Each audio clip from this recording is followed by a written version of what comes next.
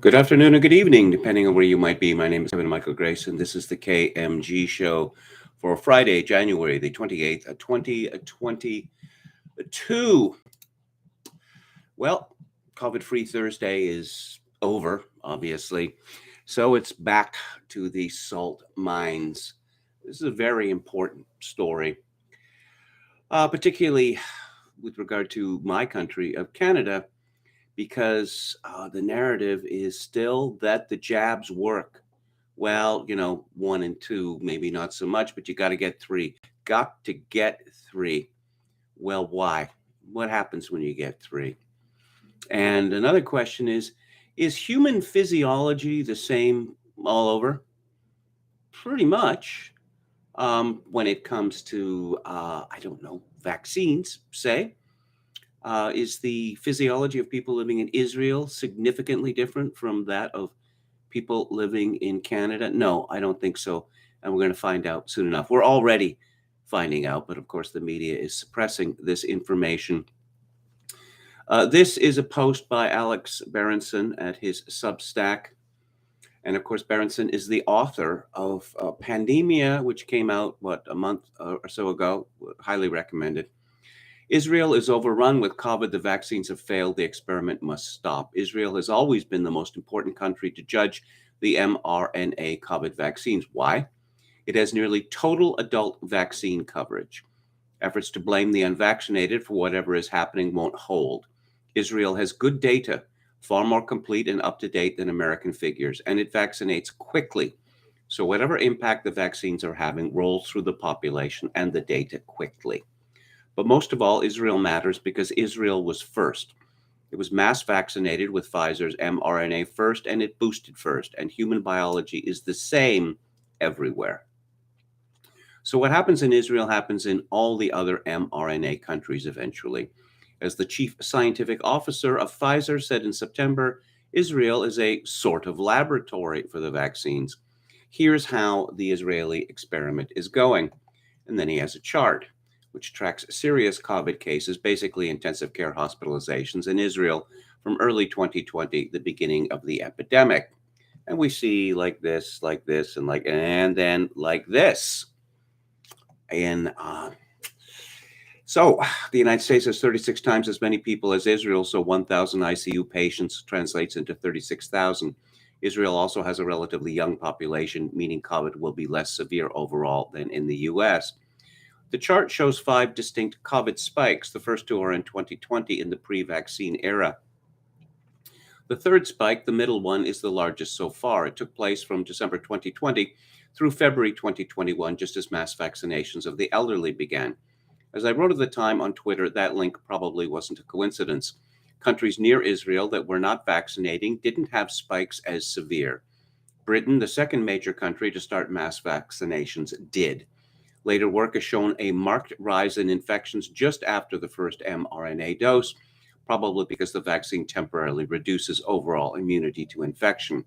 But even a couple of really bad weeks is a small price to pay for long-run success. What happened as the vaccination campaign progressed? After January 2021, serious cases plunged, falling to almost zero by May, a total that included some unfortunate folks who'd been stuck on ventilators for months. This is what I would call the happy vaccine valley, Berenson writes, that brief period when the vaccines appeared to work as advertised. Vaccine advocates were overjoyed. They believed the vaccines would essentially end COVID. Herd immunity was in sight. On May the 20th, Dr. Anthony Fauci told the Washington Post he believed COVID could be eliminated in the United States, not merely controlled, but eliminated if only enough people would be vaccinated. Some people who are even more skeptical than I will argue that the spring Israeli gains were largely seasonal and not vaccine-driven. I disagree. For most of May 2020, Israel reported fewer than 20 cases of coronavirus daily. I don't think the decline was merely due to seasonality, but it doesn't matter.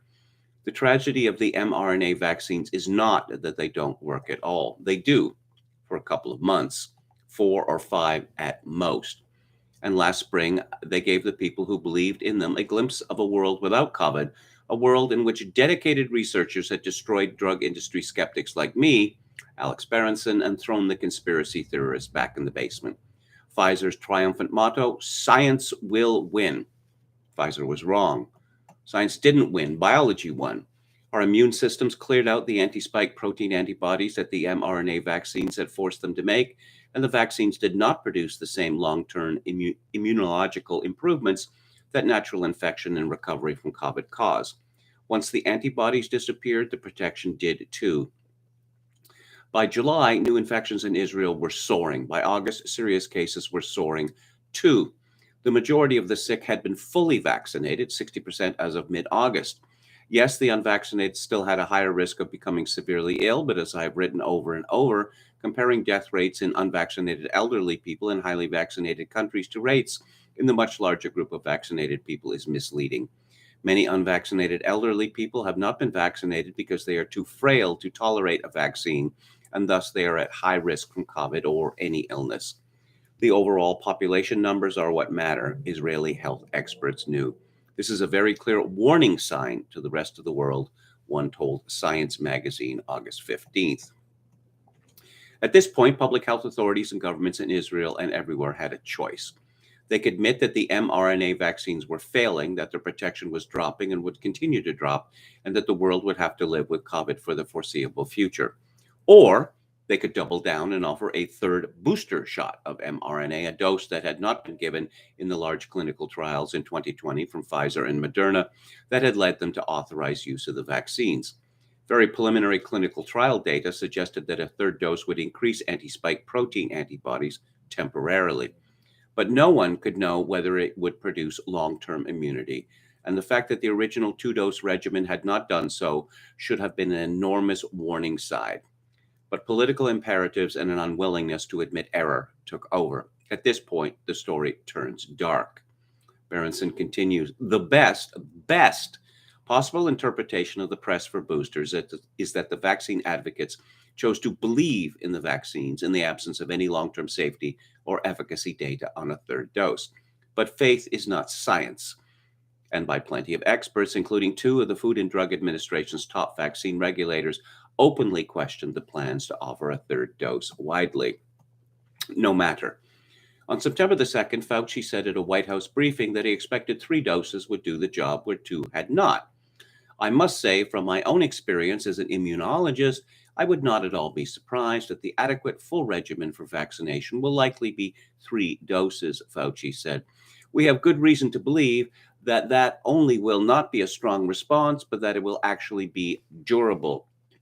And here's the Israeli serious chart case again, this time for the last 6 months, July through now, and we see it goes down like this and then almost straight up. Yep, the third dose worked. Cases dropped again, but this time they didn't get to almost zero as they had in late spring, and the vaccine valley was even shorter. A third dose was less, not more effective than the original regimen, and the lack of effectiveness occurred even though the vaccines produce a larger number of antibodies at the peak following the third dose than they do after the second. Again, biology won. But this time it wasn't just human biology working against the vaccines. SARS-CoV-2 gets a vote too, and SARS-CoV-2 had mutated in a way to make the vaccines much less effective. As a result, Omicron infections in Israel have reached levels that no nation in the world, aside from a couple of other equally highly vaccinated countries, have ever seen. Even though Omicron is not as dangerous as early variants, the total caseload is so high that the hospitals are once again filling. This was entirely predictable. And here, Alex Berenson, who's been banned from Twitter, affixes a couple of the tweets where he predicted exactly what's happened. It's over, okay? Israel is first, always. Other highly vaccinated and boosted countries are a few weeks behind, and their boosted patients may still have some partial protection against severe disease and death. People who received 2 doses last winter or spring probably have none at this point if the data out of Scotland and the United Kingdom are to be believed. But that won't last. The Israeli experience this month could not be clearer. A third dose does not provide long-term protection. When it fails, the boomerang effect is severe. Hospitals come under even more pressure than they would in a natural COVID wave because the vaccine failure is highly synchronized. Everyone becomes exposed at once. And so Insanity upon insanity, the Israelis are offering a fourth dose. Why would anyone believe at this point that a fourth dose will help for more than a couple of weeks? Not months, weeks. The trend line was obvious even before Omicron arrived, and Omicron drives vaccine efficacy down even more quickly. In countries with good data, vaccinated people actually are more likely to be infected than the unvaccinated. Finally, a fourth dose is likely to have more severe side effects. Remember, the second and third doses produce notably increasing levels of heart inflammation in men, and mRNA therapeutics were repurposed as vaccines because of problems with toxicity after repeated dosing. Alex Berenson concludes it's over. The vaccines have been proven ineffective for more than a few months against the wild-type virus. They appear to have negative efficacy against Omicron. Forget all the black swans, forget Merrick's, forget antibody-dependent enhancement, forget the strange rise in all-cause deaths last fall in highly vaccinated countries, which mercifully seems to have stopped in the United Kingdom in the last couple of weeks, though that easing raises even more questions about why it happened at all. Forget the risk of long-term immunocompromise that might lead vaccinated people to be at higher risk for future COVID infections. Forget the nearly 1 million side effects reports now in the federal vaccine adverse events reporting system. Judged solely on the basis of last year's efficacy data, the mRNA vaccines are a failed product and should be withdrawn. Any future mRNA vaccines against the Omicron variant or any other target need to be tested for safety and efficacy in large-scale clinical trial for years, not months, years. This kind of billion-person experiment must never happen again. It's over, okay? We didn't get the Hollywood ending. Science didn't win. Let's go to the chat. Hello to Emma Kelly's Earth, Dan Chokokin 666. Anrun Denny McDougall, who says, hi, Kevin, looking forward to another humdinger of a ding-dang daily show. Dan, I heard Trudeau tested positive for the panty waist variant yesterday, and that's coming right up. Dippy the Gnome says, I just want to say yesterday's stream was very strong. Well, thank you so much. Hello to, well, there's something in Russian here, which I cannot read. British American says, Princess Rockstar, turtling hard on this one. Hello and goodbye, everyone. We'll have to listen to the recorded version later. Have a nice weekend, and a nice weekend to you too. Hello to Dionysus, Palcaso 88, Dr. Deadname, and Don Willis. Well, let's talk about Princess Rockstar, aka Justin Trudeau. You might remember that Justin Trudeau's lovely wife, Sophia Gregoire, had COVID last year. She got it when she was out of the country. And the amusing rumor is that she got it from the actor Idris Elba. And there are other amusing rumors that follow from that. But this is from the Canadian press. Prime Minister Justin Trudeau says he's isolating because one of his kids tested positive for COVID-19. In an interview, he says he feels fine and has no symptoms. He says he took another test this morning and it was negative, as was a previous rapid test. He's not saying which of his 3 children has tested positive or how they're doing. Trudeau revealed in a tweet Thursday that he was going to isolation for 5 days after finding out Wednesday evening he'd been in contact with someone whom he didn't identify who had tested positive. Trudeau says he's working from home, attending a virtual Liberal caucus retreat today. He'll also have to participate virtually Monday when the House of Commons resumes business after a 6-week break. Is there any particular reason why Justin Trudeau would feel the need to go to ground? Is there? Well, there's this. This is from the Canadian press. Trudeau says he's concerned about the potential for violence during this weekend's planned protest on Parliament Hill by truckers and others joining the crowd to vent their anger about public health restrictions to combat COVID-19. Of course, I'm concerned, Trudeau said. A number of people are there without wanting to incite violence, but there are going to be, as we've heard, a small group of people in there who are posing a threat to themselves, to each other, and to Canadians. Ottawa police have warned of the potential for violence by extremists who joined or in some cases helped organize a truck convoy that began converging on the country's capital Friday. The so-called Freedom Convoy, and once again, we have Freedom Convoy in scare quotes with so-called in front of it. Pick one. It's been billed as a protest against the federally imposed vaccine mandate on cross-border truckers, even though planning for the event began before the policy was established. While key organizers have said violence won't be tolerated, far-right extremists and white nationalists have latched onto it, with some calling for bullets or a massive revolution or a riot akin to the insurrectionists who stormed the U.S. Capitol a year ago. Trudeau said, "The problem is this has morphed into something a lot larger that doesn't represent what the vast majority of truckers are going through, or indeed the vast majority of Canadians' perspective on this. Canadians are not represented by this very troubling, small but vocal minority of Canadians who are lashing out at science, at government, at society, at mandates and public health advice." Unquote. A lot of the anger is directed personally at Trudeau, with many supporters of the convoy displaying signs and flags emblazoned with expletives against the Prime Minister. Some have called for Trudeau to be tried for treason or to be beaten up. Trudeau responded, "It doesn't worry me that it's personal. That's sort of what you sign up for when you run for office to a certain extent. You know, there's going to be a lot of people who disagree with you and are going to express that disagreement. That comes with the territory. But threats of violence shouldn't come with the territory for anyone who steps up to serve, whether it's as a politician, as a local representative, or even as a public health official or a doctor. That doesn't have a place." Just a reminder that Trudeau's Liberal Party received, 32% of the vote in the last election? Pretty powerful mandate. And here's a story from Global News, or as I like to call it, the CSIS News Network, from Alex Boutillier, who's been on the front lines against the extremists and the white supremacists. Ottawa's police chief says the evolving nature of the convoy protest descending on the capital has led him to request a significantly larger presence of cops, national security officials, and emergency services.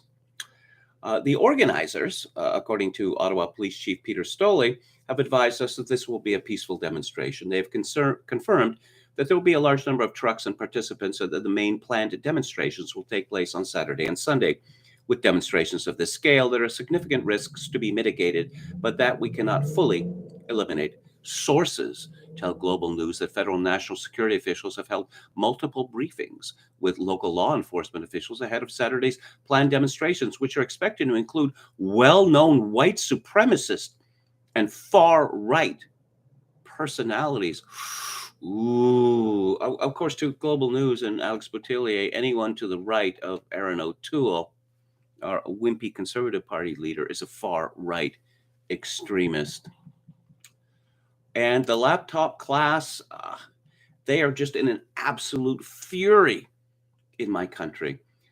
This is from Bob Hepburn at the Toronto Star. "Time to call out vile anti-vaxxers.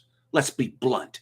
Yes, because he's a common sense, tough talking guy, is our Bob Hepburn. Some hardcore anti-vaxxers are among the most abusive, hateful, and obnoxious people in Canada these days. That stark statement may surprise many so polite Canadians who are still hesitant about getting a COVID-19 vaccine shot. Really, if they consult the media, if at all, they have learned that the people who are not vaccinated are scum. And they're dangerous. As the Prime Minister said, they occupy space, but how long should we tolerate them? Back to Hepburn. But they likely are also completely unaware of the obscenity-laced messages hurled by anti-vaxxers on a daily basis at journalists and politicians and healthcare workers and others who support vaccines and vaccine mandates. These are the bullies and foul-mouthed punks we all remember from high school. I suspect Bob Hepburn remembers them better than most. Sadly, this vocal subsector of the anti-vax crowd, militant, extreme libertarians, far-right zealots, anti-government conspiracy theories, gets free rein to spew its hate-filled abuse via social media and online.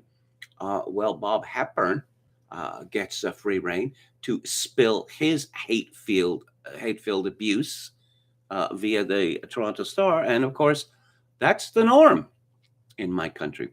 It's time that polite Canadians who may still be nervous about themselves or their children receiving a COVID vaccine jab woke up to the reality of the makeup of the significant part of the crowd they are aligned with. Over the past few months, I have received countless nasty emails from anti-vaxxers who objected to my comments that I'm fed up with their refusals to be vaccinated, and I believe politicians should adopt get-tough restrictions on the unvaccinated. Clearly, more abuse and hate is tossed every day at female and diverse and racialized journalists who racialize them, writing on the same topic, than at me. Still, the vehemence of the anti-vaxxers who sent emails to me, made comments on social media is stunning. It's just stunning. Oh, here's one. You are a hate monger and a sad excuse for a journalist. What you're doing is un-Canadian. You are a piece of shit, wrote Rob. You're a menace to society, wrote. You are deranged, wrote Nicole from Alberta. This is what causes racism. You have no business knowing what goes in my body, you piece of human waste, wrote John. God bless your soul, if you still even have one, wrote Diane. You are an arrogant moron, wrote Dave. Stop spewing hate and writing shit articles. Grow a pair and write something useful, wrote Brad. Other emails, which I won't or can't publish because of the vulgar content, contain the most vile comments you can imagine anyone saying to another person. Oh dear. So Bob Hepburn wants to force every single Canadian, what, above the age of five and above, to receive an experimental medical treatment, which has failed and failed disastrously. And apparently some people are angry about this. Who would thunk it? This is from Natasha Bulowski at the National Observer. MPs worry anti-vaxxer convoy has taken a turn for the worst. Oh, NDP leader Jagmeet Singh says he is concerned by extremist elements that are spreading misinformation and attempting to turn the convoy into a Canadian version of the terrorist attacks on the U.S. Capitol. Yes, the terrorist attacks on the U.S. Capitol. Individuals have the right to safely and peacefully protest, said Ottawa Centre MP Yassir Naqvi in a statement to the National Observer. From what we know about the protests that are coming this week, it appears that some members of the group may be associated with racist, sexist, and xenophobic groups. My. This is from Catherine Tunney from the CBC. Health Minister says vaccines are not the enemy as protest convoy descends on Ottawa. Health Minister Jean-Yves Duclos defended his government's vaccination push Friday as a convoy of protesters opposed to vaccine mandates prepares to descend on Ottawa this weekend. He said, the enemy is not vaccination. The enemy is COVID-19, and the best tool to fight this enemy is to be vaccinated. We understand now that there is frustration around COVID-19, but we also know that the only way to exit COVID-19 is to get vaccinated. Yes, that's what Trudeau said before the vaccinations arrived. And that's what Trudeau said when the vaccinations arrived.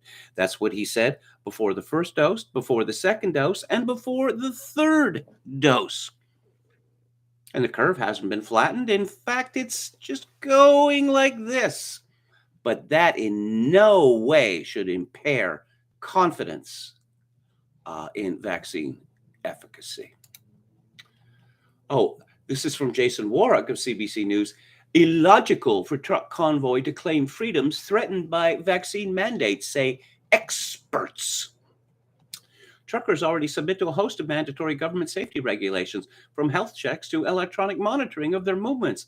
Golly, I'm shocked. That's why some experts say it makes no sense for some drivers to claim their freedoms are now at risk from a COVID-19 vaccination added to that long list of job requirements. Of course, the question is, does the mRNA treatment, does it make them better truckers? Does it? Where's the evidence of this? The convoy does not have the support of the Canadian Trucking Alliance, the Saskatchewan Trucking Association, or other groups.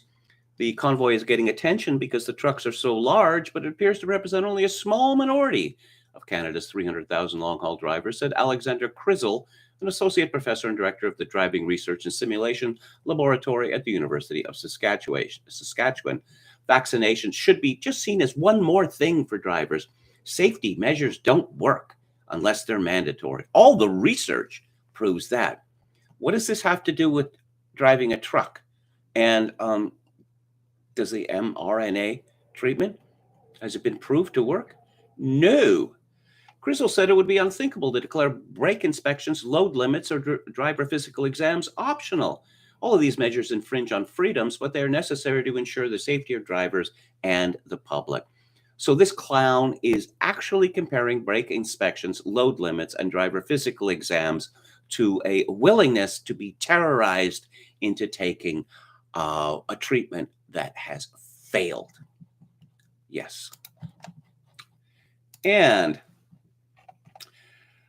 this is such a big story. Who is supporting it? Elon Musk is supporting the truckers. Donald Trump Jr., Joe Rogan. Oh, but wait, no, it could be getting worse. Don't stop the panic. This is from Laura Unger of the Associated Press. Scientists and health officials around the world are keeping their eyes on a descendant of the Omicron variant that has been found in at least 40 countries, including the United States and Canada. It's known as the stealth version. Oh boy, I'm scared. I don't know about you. Let's look at the numbers for more evidence of negative efficacy. This is from Chris Herholt at CP24. Ontario reported another 68 new deaths due to COVID-19 on Friday, pushing the death toll for the month of January so far above 1,100. And of course, this is January in Canada, the cold and flu season, where lots and lots of people, particularly old people, die because it's cold and wet, or everything's covered in snow, etc., etc., etc. So, Ontario Chief Medical Officer Dr. Kieran Moore said yesterday he was asking the provincial coroner and local public health units to investigate causative COVID-19 deaths versus associative ones, which is what should have happened from the very beginning.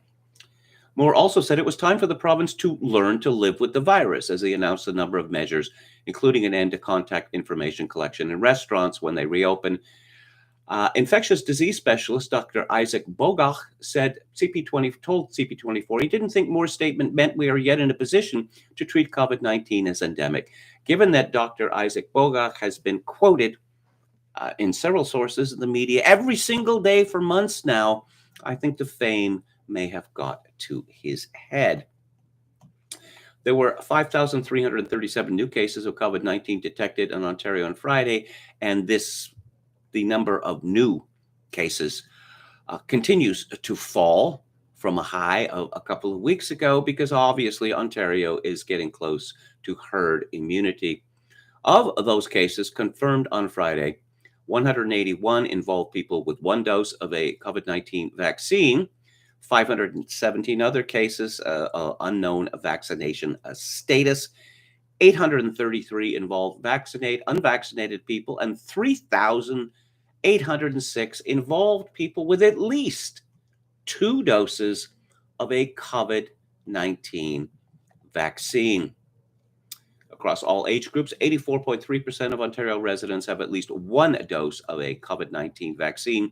79.1% have 2 doses, and 42.4% have 3 doses. 42.4% across all age groups in Ontario. That's, from 0 to whatever. 42.4% have got the booster. But the application of the booster somehow coincides with an explosion in the number of cases. And Doug Ford, the Premier of Ontario, has weighed in on this, according to the Canadian press. He says, like Kieran Moore, that the province needs to learn to live with COVID-19. Of course, the left in this country and the hysterical women of both sexes have been screaming at Ford. Ever since this began, he's personally responsible for everyone who's gotten sick and died. And Dr. Kieran Moore has, despite the fact that Ontario had one of the most draconian lockdown regimes in Canada, has been torn apart by lefties and hysterical people of both sexes for not locking down harder. And yeah, the laptop class in my country is in an absolute fury because they're not listening to the experts the way that they should be. The experts. Of course, there's all sorts of experts, right? All sorts of experts, and a lot of them say different things. And a lot of experts, genuine experts, were on the right side of this right from the very beginning. But it was decided, don't listen to them. They're bad people. They may have Nobel Prizes or whatever. They're bad people in all sorts of ways. And let's check another member of the laptop class, another one who toils for the CSIS News Network, Rachel Gilmore, who was moaning about all the mean things people were saying to her, and she's just a widow girl, Let's see. Mercedes Stevenson and Rachel Gilmore are facing organized online harassment after a provocative tweet by Maxime Bernier. This is not the first time Bernier's tweet has led to this result. CFWIJ, something of Canadian female women in journalism, demands an end to such provocation. Well, yeah. What Bernier said is that these people are reaping what they have sowed. They have decided to demonize a significant portion of the Canadian population, to terrorize them into getting a vaccination. And people are pushing back. Oh my God, here's a picture of a pickup truck in Toronto, and there's a Canadian flag and a Confederate flag. This pickup truck does not seem to be part of any convoy. It's clearly not part of any convoy, but there you go. You got a Confederate flag, so they're all white supremacists and probably neo-Nazis. Probably. Again, this is really, really curious that the hospitalizations by vaccination status, according to the government of Ontario, in ICU, unvaccinated cases, 210, partially vaccinated, 22, fully vaccinated cases, 231. In hospital but not ICU, unvaccinated cases, 682, partially vaccinated, 161, fully vaccinated, 1,795. And of course, as we get more Ontarians with the third jab, we are going to see more and more and more of the ratio tipping towards negative efficacy. And I don't know, perhaps that will be blamed on cloth masks or something like that. Let's see, Bruce Arthur, the former jock sniffer, who is now in charge of panic porn at the Toronto Star. He retweets David Aiken, he works for the CSIS News Network as well. We've been asking Aaron O'Toole's office all day about the details of these meetings with the convoy. No response. Complete radio silence from his comm staff. Yeah, probably a good idea. Probably a good idea. Brian Lilly of the Toronto Sun had written, the line between columnists and commentators like myself and supposedly neutral objective reporters gets blurrier by the day. Bruce Arthur responds, this would be the funniest column, Brian Lilly excoriating media for being insufficiently neutral and biased, but I'm also struck by how little work he put into the statements and links of convoy organizers, which are on the record, and it links to a story from Vice, the Antifa news network. The original word that we got about Neil Young was that Spotify was not paying attention to his protest, but wait. Jim Kunstler writes this morning, old man, look at your life.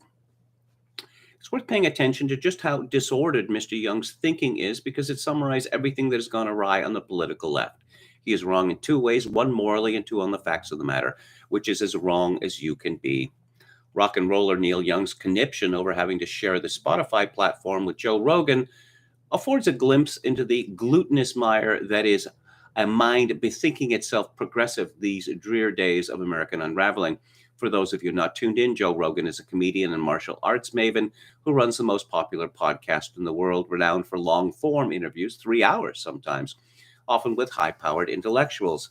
A month ago, he interviewed the mRNA developer, Dr. Robert Malone, who has become an outspoken opponent of the COVID-19 mRNA vaccines and of the US-led world pandemic policy in general under Dr. Anthony Fauci, going so far as to call for an immediate end to the worldwide vaccine program because Dr. Malone says the vaccines don't work.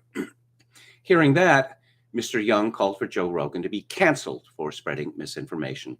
It's worth paying attention to just how disordered Mr. Young's thinking is, because it summarizes everything that has gone awry on the political left. He is wrong in 2 ways: one, morally, and 2, on the facts of the matter. Like virtually everyone on the Democratic Party woke progressive axis, he is obviously in favor of suppressing free speech. Since when did that become okay for old hippies? Excuse me.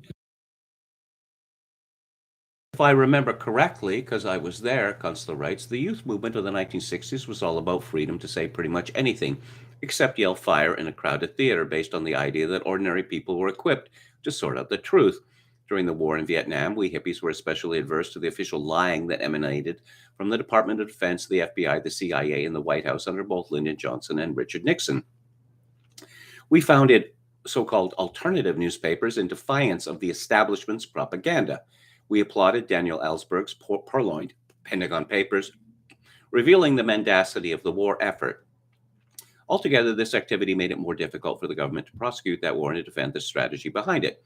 Today, the left is not only all in on speech suppression, but also censorship of print and broadcasting, and is especially avid for the diverse punishments of cancellation, ruining careers, reputations, livelihoods, and families of anyone who opposes woke right thing. Alternate views are not tolerated, labeled unacceptable, Mr. Young put it exactly that way, and flagged as misinformation, ditto Mr. Young. It's gotten to the point where the word misinformation has acquired a distinct odor that signals bad faith in everyone who flogs it. These days, the charge of misinformation is deliberate misinformation. Today, the left is all in for FBI home invasions, DOJ malicious prosecutions, CIA manipulations of public opinion, a fake president fronting for an unseen cabal, and a news media that wouldn't know the actual shape and substance of reality if it jumped up and bit Jim Acosta on the lips. Ideas and principles don't really matter to the left. They're just window dressing for their sole interest, which is pushing other people around, in a word, coercion. That is the moral quagmire the left is in, and having captured so many institutional transmitters of our polity, that is the nature of the evil they represent. Fortunately, enough Americans now see through this matrix of bad faith and mendacity that the opposition is poised to wipe up the floor with the left in next November's election. The left has screwed things up so completely that the end of COVID will expose every broken thing on the landscape, and now it's up to others to try to repair it all, if possible. One thing is certain to happen a little less than a year from now. The day a new Congress is sworn in, Joe Biden, if he is still alive and still in office, will be impeached. And unlike his several predecessors, Andrew Johnson, Richard Nixon, Bill Clinton, and Donald Trump, Joe Biden will be convicted in the Senate too, and of serious crimes against his country, not just trivialities because the evidence is there. He'll be convicted of the very things spelled out in the Constitution: treason, bribery, or other high crimes and misdemeanors. And Kunstler concludes, the laptop computer belonging to the Biden family bagman, Hunter Biden, is not only still in the negligent possession of the FBI, but many faithful copies of its hard drive were mindfully distributed to safe hands outside the agency. The email, contracts, and memoranda on it contain a clear record of bribery from foreign nations and money laundering to conceal the trail of all that grift. Joe Biden's deliberate open border policy and the purposeful transport of unvetted illegal aliens from scores of foreign countries to cities all over the USA certainly represents an errant and treasonous failure to uphold the law. It remains to be seen what kind of fiasco his misadventures in Ukraine may foment, but we'll know presently. And what do we know about Neil Young and his music? Well, Blackstone bought the Neil Young catalog for $150 million. 50%. As for Hypnosis Songs Fund, the Blackstone-owned firm that bought a 50% stake in Young's songwriting catalog for an estimated $150 million last year, they'll likely see their investment in the artist's music depreciate as well. Yes, Blackstone. That's a interesting company. No? Apparently, Blackstone also controls Barry Manilow's music, and he has removed it from Spotify as well. And let's go to Steve Kirsch and his Substack.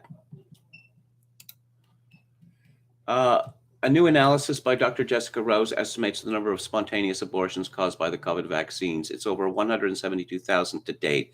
I've notified the CDC, but I don't expect to hear back. No, not likely. And let's see if there's anything new at Eugippius. Give me a second here.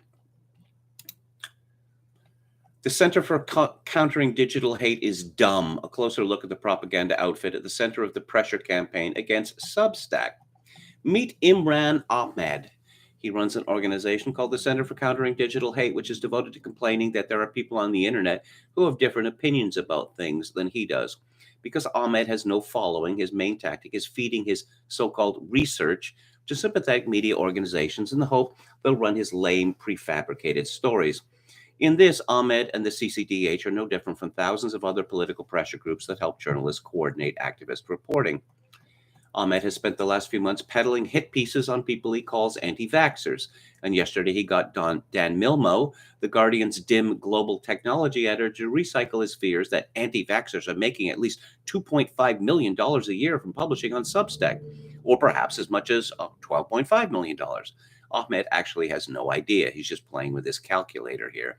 It's pretty clear that Ahmed's anxieties are involved in the coordinated media campaign to get Substack to deplatform prominent dissident writers such as Alex Berenson, Robert Malone, and Steve Kirsch.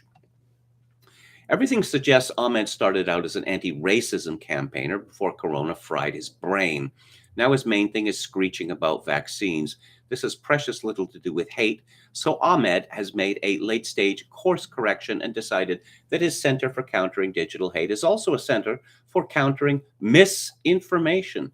Where have we heard that word before? Poor Ahmed is always trying to maintain the waning attraction of his readers. That's why he must print all of his most central words in bold. His website has a page where he highlights selected broadcast interviews, most of which happened so long ago they've disappeared from the internet. Elsewhere, in a section entitled Our People, where you might expect to see CCDH staff photos and biographies, you instead find, and I swear this is real, nothing but 8 different photos of Ahmed himself. Our eightfold Ahmed also has a YouTube channel where he posts scintillating videos like this to his 100 subscribers. Ahmed spends a lot of time throwing things at the wall and hoping something will stick, and his website is a graveyard of advocacy campaigns with awkward names that you've never heard of, from No Yellow Cards to Hate Book to Toxic 10 to Stop the Sex Offender Schools.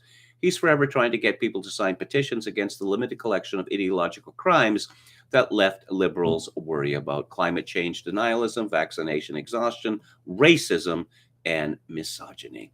Ahmed's latest talking point is that there is an anti-vax industry, which consists of a few people who think for themselves and notice things on the internet, sometimes in return for donations. Yes, and where does the money for his organization come from? That's an interesting question. Although Ahmed is a laughable, untalented copywriter, major press outlets routinely carry his stories. You can find them in the New Yorker, Nature, and Rolling Stone. He even crops up in a few places you wouldn't expect, like this weird Vogue profile of Selena Gomez.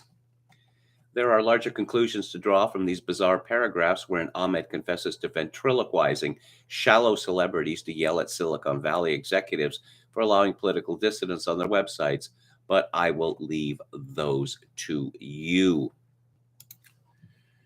And let's take a look at William Briggs.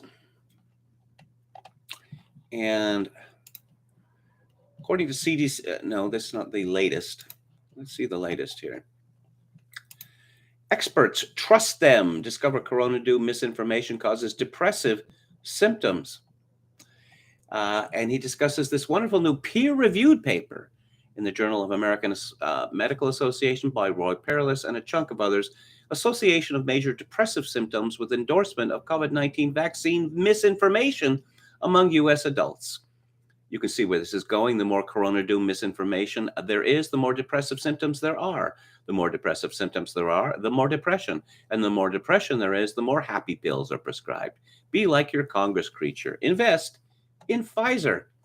Let's take a look at some of the leading sources of depression, which is to say of corona doom misinformation. The fabulous Fauci must take first place in any such list.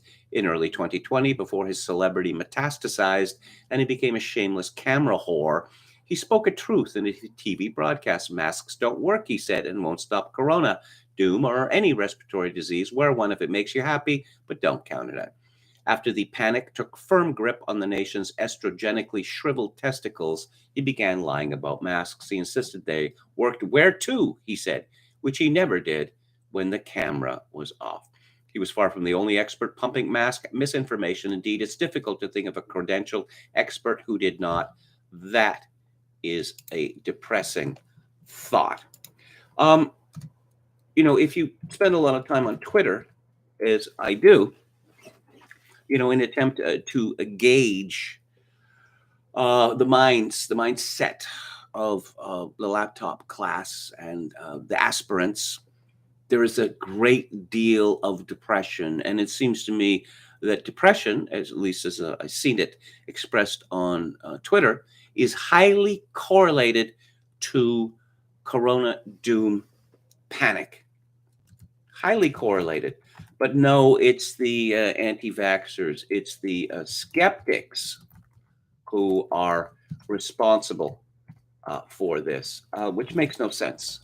No sense at all.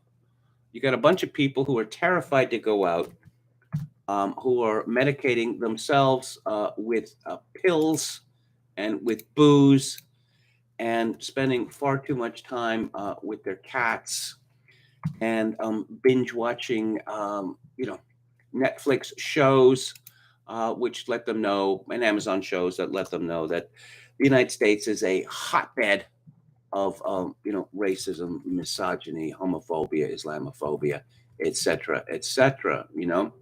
So is that likely to make people depressed? I think it is. Finally, on this topic, we'll look at the dailyskeptic.org. 8 more Nightingale hospital hubs stand empty as surge predicted by government models fails to appear.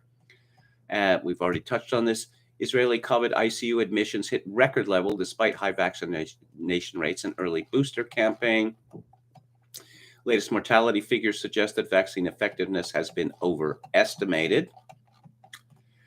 A majority of COVID hospital patients in England are in for a different reason, rising to almost 2/3 in London.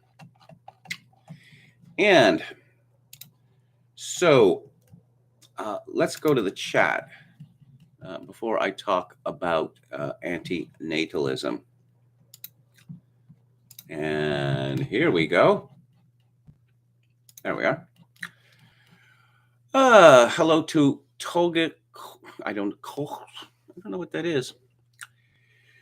Star Rover says there is nothing to be scared about. This is a something epidemic like every other such epidemic.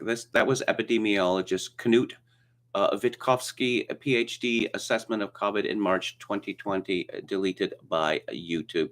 Well, there's a leading Israeli epidemiologist professor at Tel Aviv University who wrote a couple of weeks ago that if the powers that be hadn't declared this a pandemic, no one would have noticed. Yo Mama says Jim Nostradamus, a counselor. Zen Master Football Analysis, hi, says Flu Trucks Clan, ha ha. Again, we were told 2 years ago, how dare you compare this to flu? How dare you? Don't you know that people are dying? Yeah, people are always dying. There's a funny thing about human existence. People are always dying. 3 million or so in the United States every year.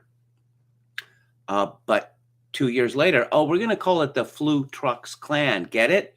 Because flu, trucks, and then clan, because these people are like the KKK, you know, but you're using that word flu. Huh. Why would you do that? Oscar Toe says the Vindman guy is saying we're going to have this huge European World War III. Well, there's two of them, right? And they're both born in the Ukraine. So they would be in no way biased. In no way biased. Zen Master says, I wonder if Trudeau has a bug out bag. Hello to Metal Mike, who says Joe Biden will never be investigated, much like W never was. The blue and red political establishments look after each other. Yes, as the saying goes, dogs don't bite dogs. Who else? Maybe Neil Young is doing all this to get on the Joe Rogan podcast, says Oscar Toe. Anron says mendacity is a great word. It is, as is mendacious. And do we have anyone else here? Gandalf White 2 says, I hope so, David the Gnome. My boomer parents are creeped out by all of these singers and actors and these politicians, CEOs now. I think that mood is going viral in North America and Europe. 2. Don Willis says, say what you will, but Rod Stewart's Young Hearts is a true young people anthem. David the Gnome says, Madonna is reserved for the Day of Judgment along with the others. Zen Master says, Guy Ritchie is a paradox. You know, he speaks like this, you know. He got a pillow mouth. And funny, because he's not, you know, he's not from, you know, born the sound of the Bow Bells or anything like that. He's certainly middle class, or Guy Ritchie is, but for some reason he talks like this. Yeah. Of course, I suppose we can blame Mick Jagger for that. He was the first Mockney. This is a story from Joe Davis at the Daily Mail. Most women in England and Wales no longer have a child before they are 30, official figures show for the first time. An Office for National Statistics report found 50.1% of women born in 1990 were childless by their 30th birthday. It is the first time that there has been more childless women than mothers below the age of 30 since records dating back to 1920 began. A third of women born in that decade had not mothered a child by the age of 30 for comparison. Women born in the 1940s were most likely to have had one child by that milestone, 82%. But there has been a long-term trend of people opting to have children later in life and reduce family size ever since, or have no children at all because of, global extinction, climate change, also racism, something like that. The most common age to have a child now is 31, the ONS estimates based on latest data, compared to 22 among baby boomers born in the late 1940s. The share of women reaching 30 without a child has been increasing consistently since the late 1970s. Why would this be, I wonder? Not all married women in their 30s want to have children, a novelist has claimed. Oh, a lady novelist. Well, that sounds authoritative. Daisy Buchanan, the eldest of 6 daughters, says she joked about having a large family in her childhood. But now, at the age of 36, married and a homeowner, she says starting a family doesn't seem any closer than more than a decade ago. Buchanan wrote in the Daily Mail that it was not because they cannot have children or because they had tried and failed.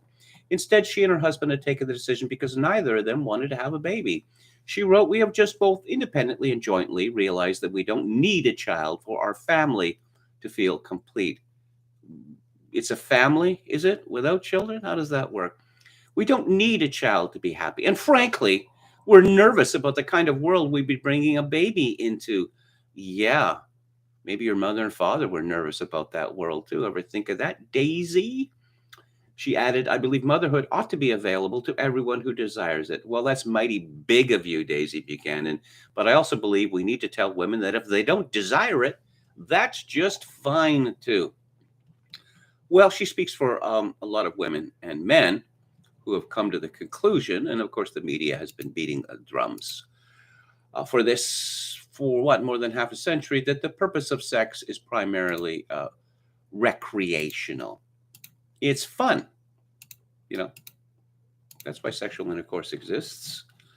Of course, if you go to a bookstore, any major bookstore, and you happen to pass by the sexuality section, and there'll be many, many books. And apart from the trans stuff, the alphabet people stuff, you'll find that most of the books have to deal with some form of sexual dysfunction. It turns out it's not worked out all that well. There's an interesting Substack post from someone called Zaina Amhaz. It's called "Infertility: a Lifestyle Disease," a deep dive on causes and treatment of infertility. Brianna Lockwood went viral in 2020 when her mother became a gestational surrogate to her baby girl. Yes, Brianna's mom, Julie, age 52 at the time, gave birth to her own grandchild. Oh, brave new world with such people in it, as Aldous Huxley would say. At 29, Brianna had already had 476 injections, 8 in vitro fertilization embryo transfers, which were presumably washed down the drain, 7 surgeries, an ectopic pregnancy, and 2 miscarriages. Ultimately, she chose surrogacy after one of her surgeries damaged her uterus and left her permanently infertile. While the end of Brianna's story is unconventional, her infertility journey isn't. In the U.S., 1 in 8 couples, or 6.7 million people, struggle to conceive. A quick Twitter search of IVF will return scores of women sharing heartbreaking stories of failed IVF rounds and crushing miscarriages, like Brianna. Crushing miscarriages, that is bad phrasing. Each year, the use of assisted reproductive technology increases 5 to 10%. Considering that our only real job biologically is to procreate, that is very alarming. Probably the most popular and controversial work regarding infertility comes from Shanna Swan, an environmental and reproductive epidemiologist and professor at the Icahn School of Medicine at Mount Sinai. In her book Countdown, Swan finds that sperm count in Western men has dropped by more than 50% in the last 40 years. Even more shocking, Swan predicts that by 2045 we'll have a median sperm count of 0, and most people will have to use ART to reproduce. The cause of this spermageddon? Swan points to weight, alcohol, smoking, and most importantly, endocrine disruptors. Endocrine disruptors are chemicals like phthalates, bisphenols, e.g. BPA, pesticides, and flame retardants, which are found in everyday items like plastic, food, clothes, and skincare. When we absorb them through eating, breathing, applying lotions, and wearing clothes, these chemicals mess with our hormones. For example, phthalates are known to lower testosterone, which in turn lowers sperm production. Research shows that women with polycystic ovarian syndrome, the most common cause of female infertility, have higher levels of BPA in their bodies. Even exposure to these chemicals in small amounts can have major effects on the body, as delicate hormone levels are already controlled by only slight changes. This is quite a long article, but again, this is at Zeina, Zeina Wellness at Substack. Of course, one of the reasons for the fertility crisis is, of course, women like Daisy Buchanan. If Daisy Buchanan, at 36 or 37 or 38 decides, oh my God, I forgot to have children, as the meme goes, she is likely to find it difficult. And you all know the stories. Women in their late 30s, their 40s, or even their early 50s going through IVF because for decades previously, they used birth control or abortion to prevent having a child, which is, the natural result of sexual intercourse. This is another story from The Mail by Maria Charando. Get off your woke rocking horse. Loose women debate over whether buying dolls for little girls pushes outdated gender stereotypes, leaving viewers unimpressed. Panelists on the program shared their mixed views on the toys, with Charlene White branding them weird and Nadia Swalha admitting that she loved playing with dolls as a child. Nadia explained that she loved to nurture and enjoyed lavishing affection and care on them, but Charlene revealed she doesn't like to buy dolls for her daughter Florence. Quote, you give birth to a girl child, and one of the first things you do is almost teach them that is their job in life, to birth another child themselves. So I do find it quite bizarre. So I'd never bought her one, but others kept buying her dolls. Yeah. I suppose if you're going to teach your children, or the media is going to teach your children, that there's something weird, bizarre, stupid, misogynist about little girls having baby substitutes, then you're going to get fewer children. And again, from the Mail, arguably the best newspaper in the world, as Alan Partridge famously said, transgender women slam female-only social networking app Giggle for using facial recognition software that excludes them. But CEO doubles down and insists that it's not a place for men claiming to be women. Well, hooray for her. Yes. What, do women still exist? Discuss. Because, the men have showed up and we're in charge now. And we are going to tell you what women are. Men can get pregnant. Men can menstruate. Men can breastfeed. They can do all those things. No, they can't. But we're being brainwashed into thinking that's true. It's an essay at unheard.com by Barry Harrington. And it's called The Cost of Sexual Liberation. There's a price to pay for emancipation. Women have very little idea of how much men hate them, wrote Germaine Greer in The Female Eunuch, which came out in 1970. Last week, a tall, mustachioed 25-year-old serial shagger in New York City became Exhibit A for this claim and also for men's defense against it. I should mention that I read The Female Eunuch when I was 16 years old. I guess I was 1971. I couldn't make head nor tail of it. I couldn't understand the argument Germaine Greer was trying to make, but onward and upward. West Elm Caleb reportedly slept with a lot of women via dating apps and wasn't very honest with any of them about what he was doing.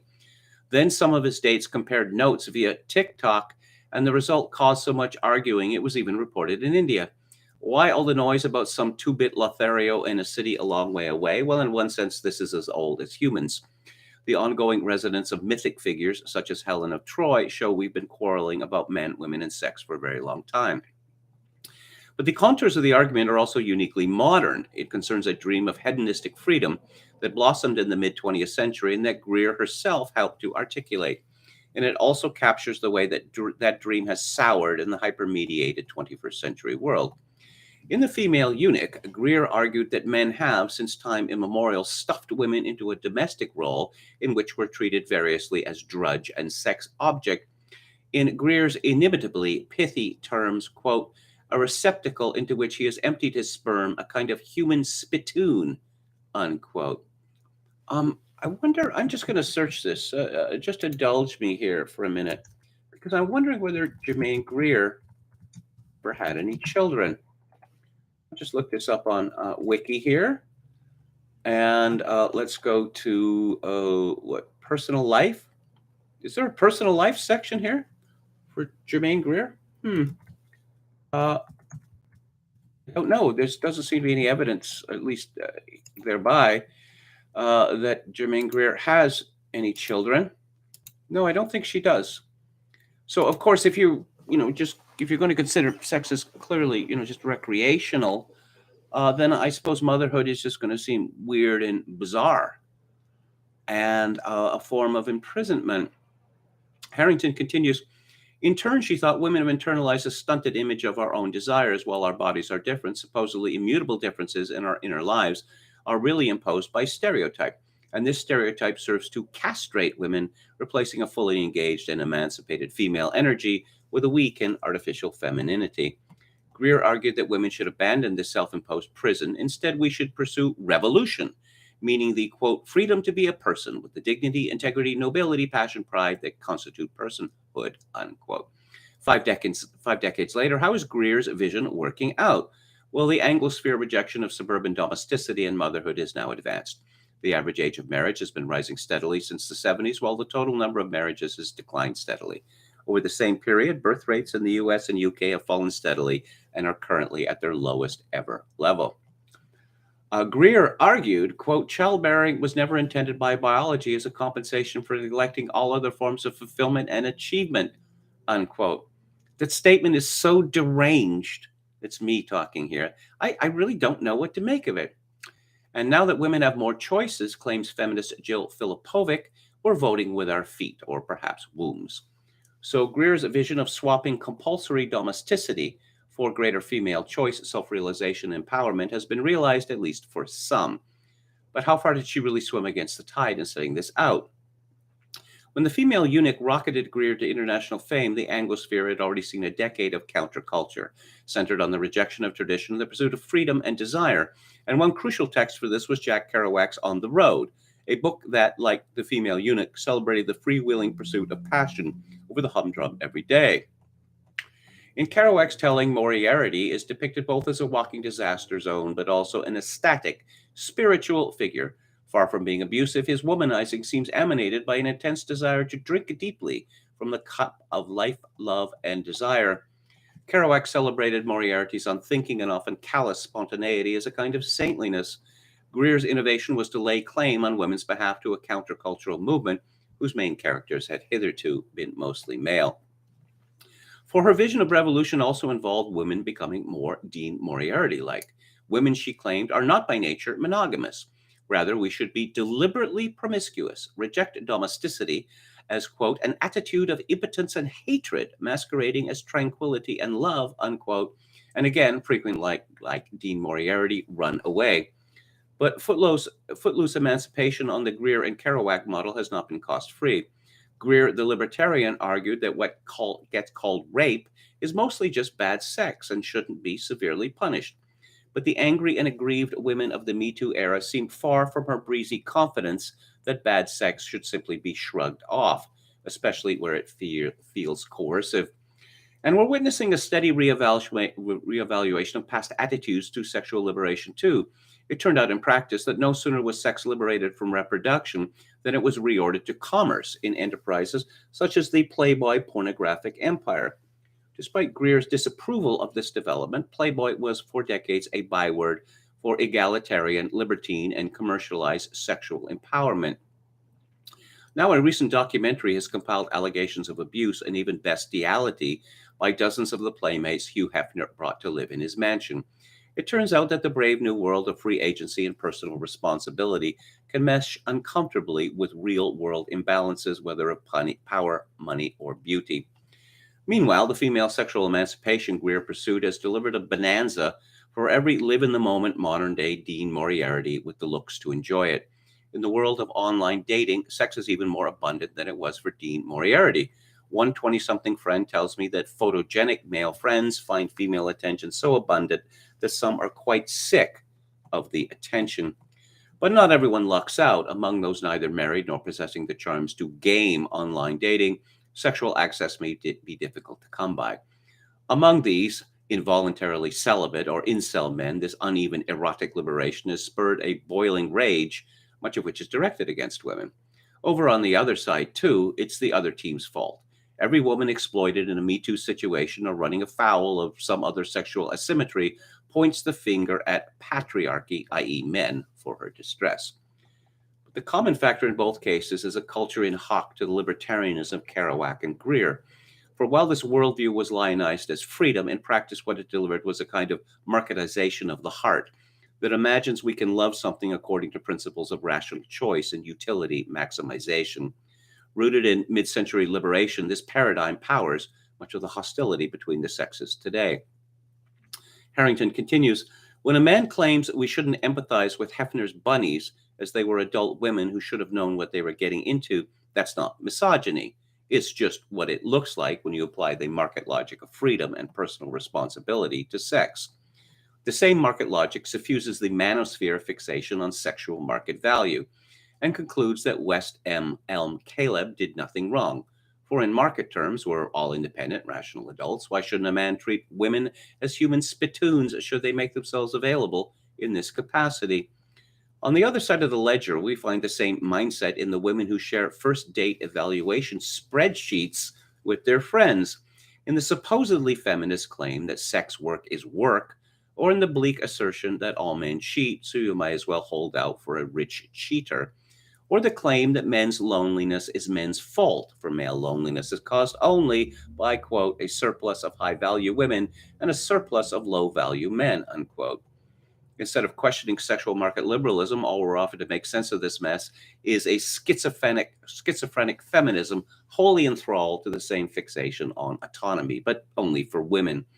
This worldview celebrates Greer-esque radical autonomy and sexual permissiveness while dismissing observable normative differences between the sexes as stereotypes and blaming any negative side effects of this approach on patriarchal revanchism.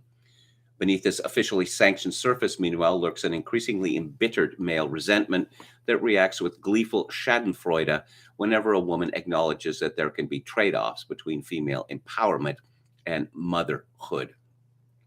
Yet neither side is willing to see the field of courtship as anything more than a low-trust, radically individualist, structurally impermanent market, a grim perspective both reinforced and accelerated by the dating apps that now dominate courtship. Where autonomy conquers solidarity, children are psychologically and increasingly literally inconceivable. But it's precisely then we get to children that the persistent asymmetry between the sexes becomes most difficult to deny, as poignantly illustrated by the lives of both Greer and Kerouac themselves. Kerouac is an object lesson in the wider shockwaves caused when men refuse to move on from sexual hedonism. He married 3 times and only grudgingly paid child support for Jan, the daughter he fathered in his 8-month marriage to Joan Haverty after a paternity test. He met his daughter only twice. Her life was marked by poverty, trauma, sexual abuse, drug taking, and finally death at 41. Greer, meanwhile, never had children. Her biographer recounts how she struggled and failed to do so before eventually taking solace in her animals. Yes, I wonder how many abortions Germaine Greer had and what effect that had on her fertility. But that, again, is one of those questions we are not supposed to ask these days, because abortion has been retconned, as the kids like to say, as reproductive health. I've been neglecting Joseph Tainter, but I thought I better get back to him. It's now or never, really. So I'm going to do that and get back to the theories of decline. The great Arab historian Ibn Khaldun in the 14th century, this, of course, from The Collapse of Complex Societies, developed a cyclical theory of history that falls under this theme. He argued that dynasties run their course from accession to fall in 3 to 4 generations. The founder, who had the personal qualities needed to gain paramount power, his son, who had personal contact with the founder and learned his qualities, the 3rd generation heir, who never knew the founder and must be content with imitation and reliance on tradition, and the 4th, who is inferior in every respect and even despises good qualities. The dynasties thus have a natural lifespan like individuals. In the course of this progression, rulers become ever more addicted to luxuries and security. Taxes are raised to pay for these. Whereas at the beginning of a dynasty, large revenues are received from small assessments, at the end of a dynasty, the situation is reversed. When taxes are low, the population is more productive and the tax yield is greater. Yet as the dynasty evolves, increased spending on luxury leads to higher taxes. Eventually, taxes become so burdensome that productivity first declines, then is stifled. And as more taxes are enacted to counter this, the point is finally reached where the polity is destroyed. Rather reminiscent of the Laffer curve there. In the early 18th century, Giambattista Vico postulated a cyclical theory of history which proceeded from first barbarian times to civil societies and back to returned barbarian times. The factors responsible are changing relations of dominance between elites and the populace, class conflict, and pursuit of self-interest. In a civil society, discourse fanned by demagoguery leads to the abandonment of civic responsibilities for the pursuit of individual goals. This, in turn, leads to barbarism. Through obstinate factions and desperate civil wars, they shall turn their cities into forests and the forests into dens and lairs of men. This theme was seconded later in the 18th century by C.F. Volney, who was spurred by seeing the ruins of Palmyra to consider why empires decline. His conclusion was that greed and despotism lead to degradation of the populace, and this weakens societies and brings on collapse.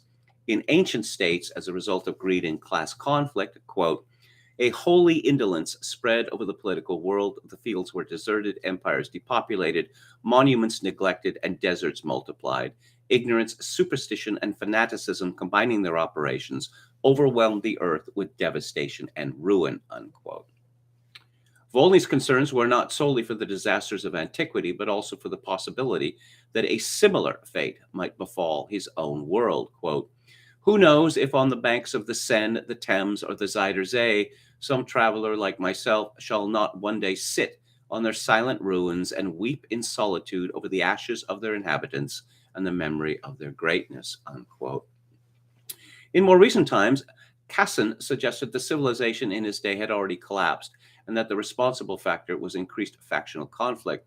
Julian Stewart ascribed the collapses of ancient civilizations to a causal sequence in which empires, irrigation works, and population all grew in concert, but where overexploitation of the population led to rebellion, reversion to smaller states, and dark ages. Karl Wittfogel, discussing hydraulic societies, suggested that decay occurs when elites arrogate to themselves an increasing portion of the national surplus. Among less complex societies, excessive demands and abuse by paramount individuals are known to lead to withdrawals of support. Friedman offers a generalized model in which competitive feasting between lineages leads to differential thinking. Accelerating demands for surpluses lead in turn to ecological degradation, weakening the hierarchical structure.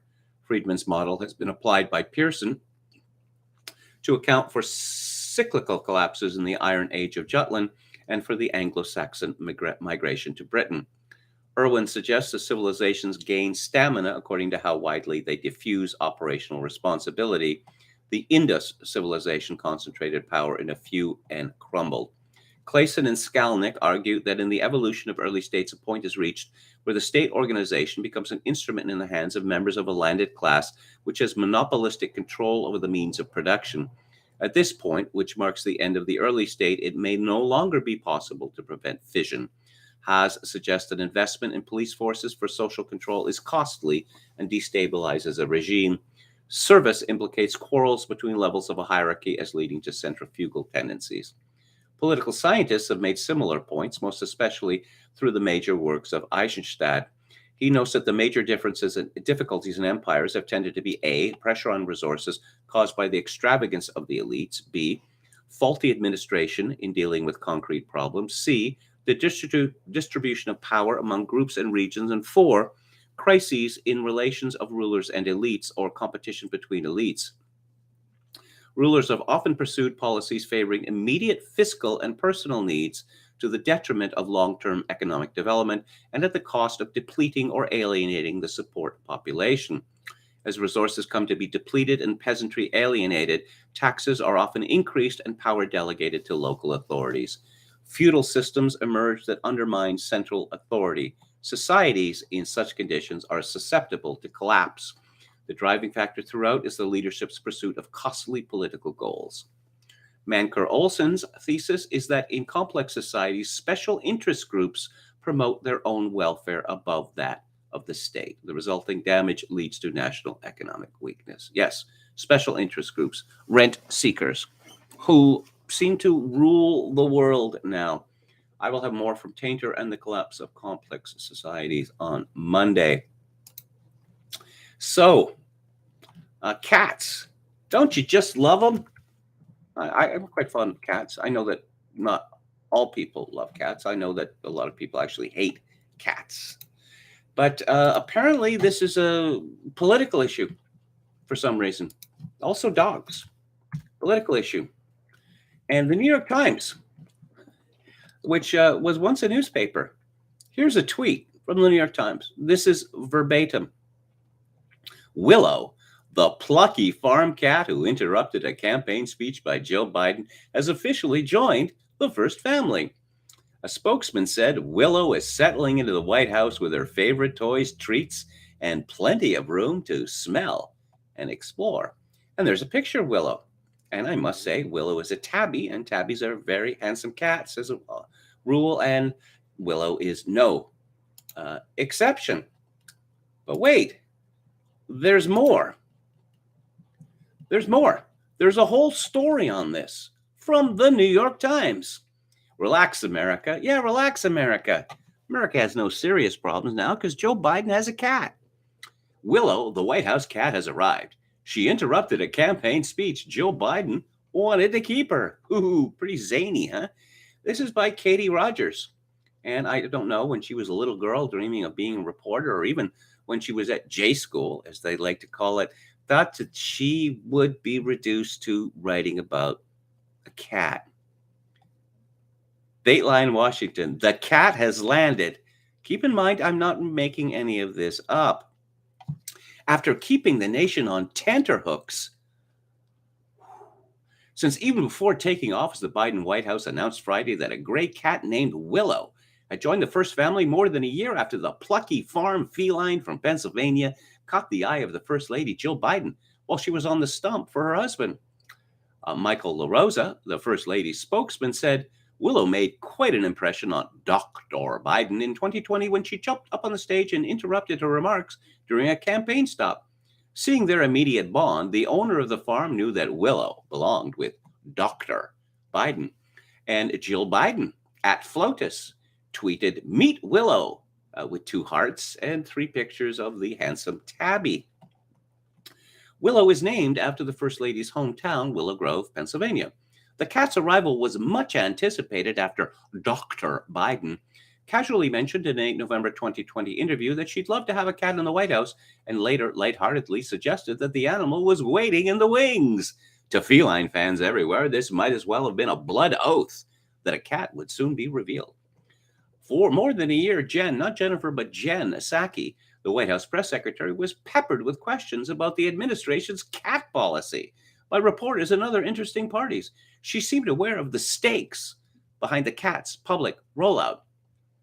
Jen said, "I'm also wondering about the cat, because the cat is going to dominate the internet."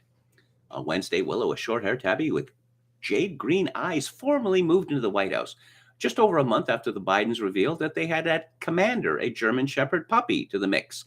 Dr. Biden said in an interview with the New York Times this fall that the cat had been living with a foster parent who had grown attached. The cat is still being fostered by somebody who loves the cat, Dr. Biden said. "I don't even know whether I can get the cat back at this point." Did Jill Biden bully this family into giving up their beloved cat?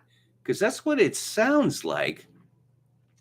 Another complication, Dr. Biden said at the time, was concerns of hostility between the cat and Major, the family's other German Shepherd, who had been sent to training after a series of biting episodes in the East Wing.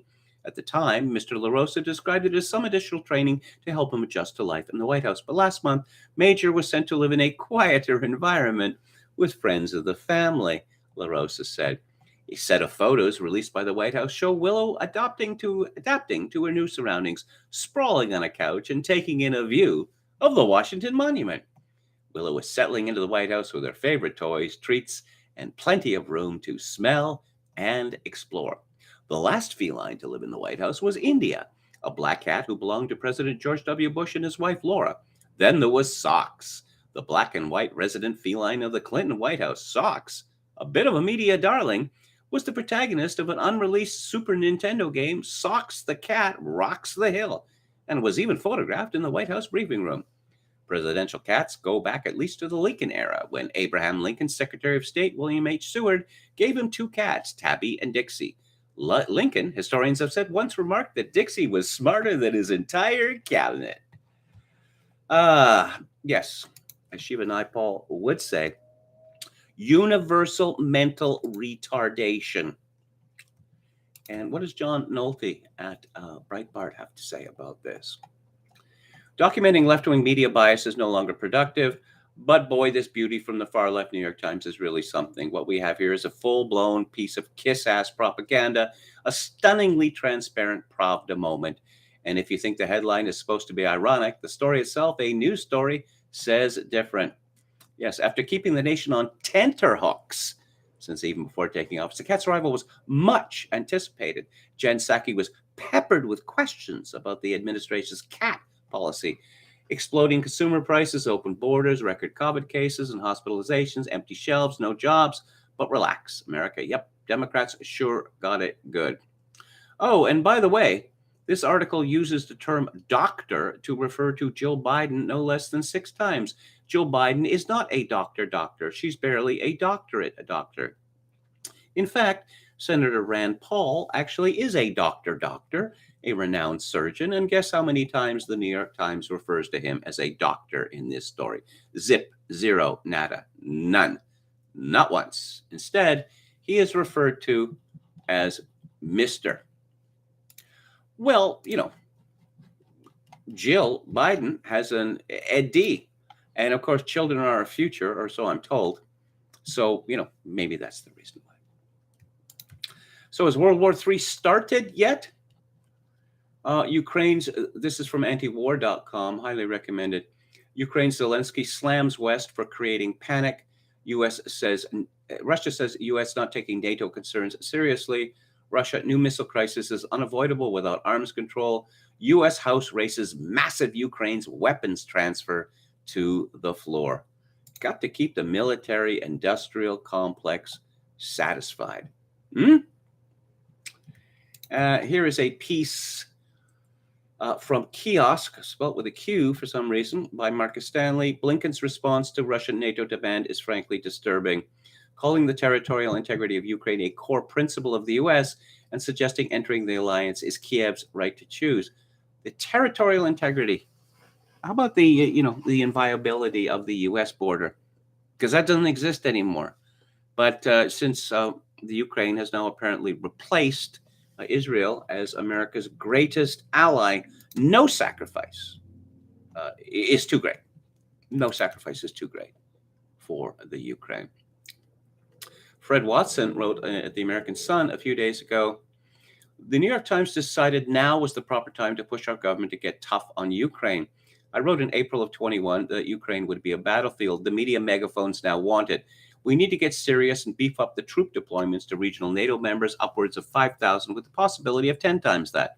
If all else fails, the Times openly states we can fund an insurgency. This is a clear display of the declining imperial power. Immediate point against our rhetoric is that America will use former Soviet bloc nations for staging assets to fight Russia, despite us saying there is no threat to Russia by U.S. expanding NATO eastward. Second issue is that America can put up to 5,000 troops in place while Russia supposedly has 100,000 in place. This is nothing. It is jawboning what we, the mighty USA, can do. The jawboning fits with the final piece of decline by admitting we will fund an insurgency with Gladio-style operations. America can even recreate the 1980s Afghanistan battlefield. Why would they explicitly lay this out? Gladio was carried out and operated for decades before revelations around it, which were still denied.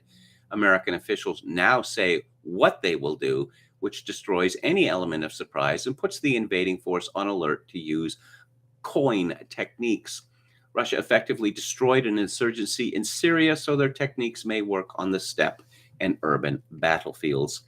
These ghouls are spitting lines like there will be a large European war on national television, impossible with the piddly troop numbers America can send on short notice and lack of desire in Europe. No one wants a big war now. Who escalates? There is a weird status quo in the far east of Ukraine, but Russia has been careful to protect deployed assets and quietly have those breakaway republics be administered by men friendly to Russia. If Russia does raise the stakes, what point is there in the U.S. and whatever NATO allies it can force into joining and escalating the situation with a nuclear power? Yes, indeed. And this essay by Fred Watson Jr., you can find at theamericansun.com. Oh, and of course, Canada is deeply involved in this. Of course, Canada was deeply involved in the illegal coup d'etat of 2014, which put a puppet regime in power, which, of course, you and I pay for because the Ukraine is, bankrupt. Never mind that, huh? Canada is actually borrowing money to loan to the Ukraine. And, of course, Canada is never going to get that money back. Susan Delacourt, who's been a fixture of Canadian media, received wisdom for decades now. She writes in the Toronto Star, Trudeau ready to fight for democracy, and drags this in to Donald Trump and vaccine mandates because, apparently it seems to be one story. It's Democratic Health Week in politics, in short. What? And while Trudeau and his team aren't drawing direct comparisons between events in Ukraine, the US, and the roads leading to Ottawa, the intersection of thinking is hard to ignore. In some, the government is highly unsentimentally focused on the potential erosion of democracy, either through feats of might in the case of Russia or through collapse of agreement about the very definition of democracy. Well, if Susan Delacourt has any problems with what democracy means, I can explain it to her. It's very simple. It comes from the Greek demos, meaning people, and kratos, meaning power. Kratos in a rather brutal sense, as Eric von Kuhnert-Ledeen explained. So it means the power of the people. It doesn't mean the progs always win. That's not what democracy means, although that's what the elite is telling us. Delacourt continues, it was Deputy Prime Minister Chrystia Friedland who spoke most forcefully on Wednesday on this score. Some have been wondering whether she's been wondering where she's been as the situation with Russia has been heating up over the past few weeks. Friedland may be the most powerful Ukrainian Canadian in the country right now, a woman who hasn't been afraid to stand up to Russia. But up to Wednesday, Friedland was staying out of the story in the public eye. Her explanation was enlightening. After some words about her proud heritage, the Deputy Prime Minister declared, quote, the human connections that exist between Canada and Ukraine, thanks in part to that community, are precious and important. But I want to be very clear today that Canada's policy toward Ukraine in the current crisis is not guided by those human connections or the special relationship they have created, unquote. Basically, Friedland said, don't mistake Canada's interest in Ukraine matters as a gesture of friendship or emotion. Canada has chosen a side in the Russia-Ukraine fight for very non-warm and non-fuzzy reasons. Quote, it's about a fight between democracy and authoritarianism. Well, there was a democratically elected president of the Ukraine in 2014, and Victoria Nuland, and British government, Canadian government, all these governments decided that he was going to make a deal with Putin. Putin offered a better deal than the EU did, and we won't have that.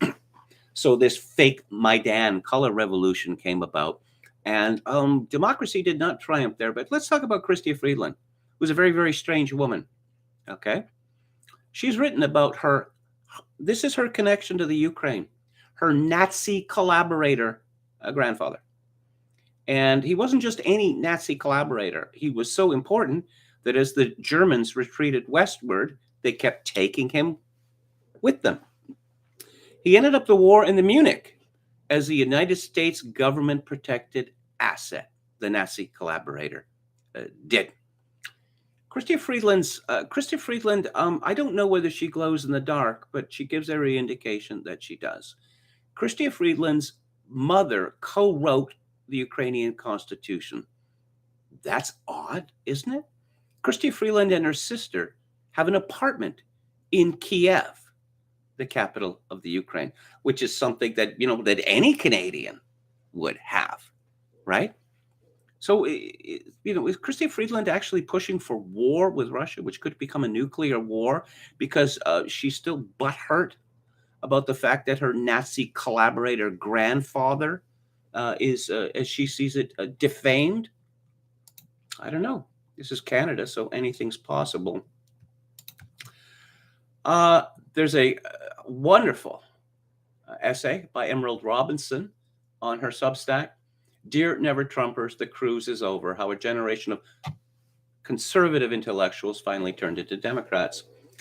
She begins, a lot has happened since my well-known essay, The Collapse of the Never Trumpers, appeared in 2018, and none of it has been good for that tribe of pundits or their garden gnome leader, Bill Kristol. In fact, most of them have seen their careers collapse so spectacularly that only Michael Avenatti could really understand. George Will has semi-retired to a life of boring students to death as a commencement speaker at small colleges. Jonah Goldberg and Stephen Hayes used to appear on Fox News regularly, but now they pretend to fax a newsletter every morning to their remaining friends and families and David French. What happened? My prediction of their end seemed to initiate their end. It was like watching a series of abandoned buildings get detonated in sequence. I had a front row seat, of course, and I wore a hard hat and watched it all come down. There's a lot of dust and debris left on the cable news shows. Even now, we're looking at you, size E cup. I made that little joke, not her. She calls herself SE Cup for some reason. What you have to remember about so many of the conservative failures who went bankrupt in the Trump era is that many of them had failed long before. Like big banks, they were hollowed out over the years. Many of the people had pushed for the Iraq War, hated the Tea Party, hated Sarah Palin, or what Sarah Palin stood for, and were more than a little attracted to the astonishingly empty political career of Barack Obama. Some of them had fallen for the crease of Obama's pants. We're looking at you, David Brooks. Does that sound conservative to you? That happened well before Donald Trump took the escalator down to the podium at Trump Tower in 2015. The list of dumb stunts and terrible tricks that the Never Trumpers tried during the Trump administration is larger than Brian Stelter's waistline and more barren than Max Boot's scalp. It's hard to catalog all their disasters. First, the anonymous Resistance New York Times op-ed stunt backfired horribly with the public in 2018, while the Never Trumpers applauded. Then the smear campaign conducted by Democrats against Judge Kavanaugh grew so vile that it radicalized the moderate wing of the Republicans and drove them into Trump's arms for safety. During those confirmation hearings, prominent Trump haters like Rich Lowry and Eric Erickson even wrote public apologies.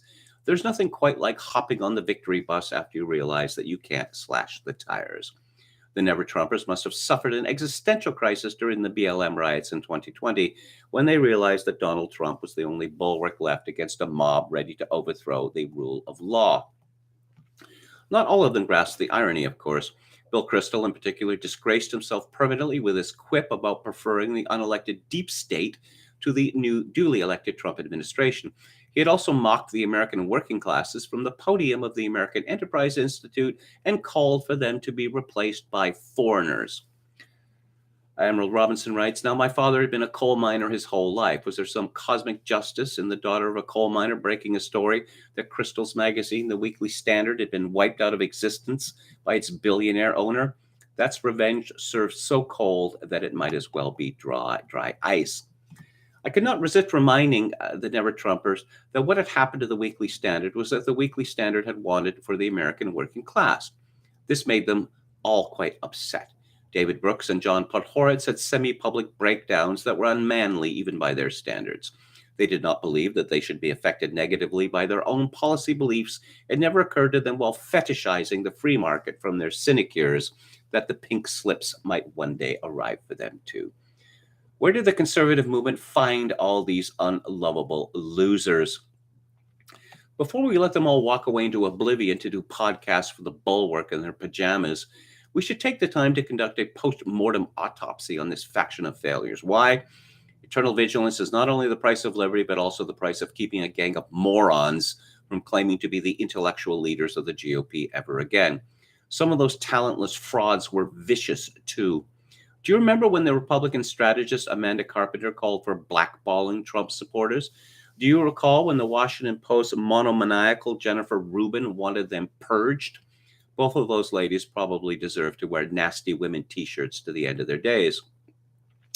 Almost all the Never Trumpers conspired in various ways to get Hillary Clinton elected in 2016 and Joe Biden in 2020.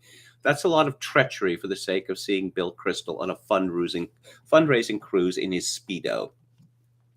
So let's plunge the scalpel into a few of these zombie cadavers, shall we? Commenting on my 2018 essay, one jokester wrote, I'm holding a contest this month. First prize is a year's subscription to the National Review. Second prize is a 2-year subscription. In a pompous tirade in National Review in 2018, Jonah Goldberg referred to my, quote, wicked, dishonest, and dim-witted, unquote, op-ed as equally deficient in fact and seriousness.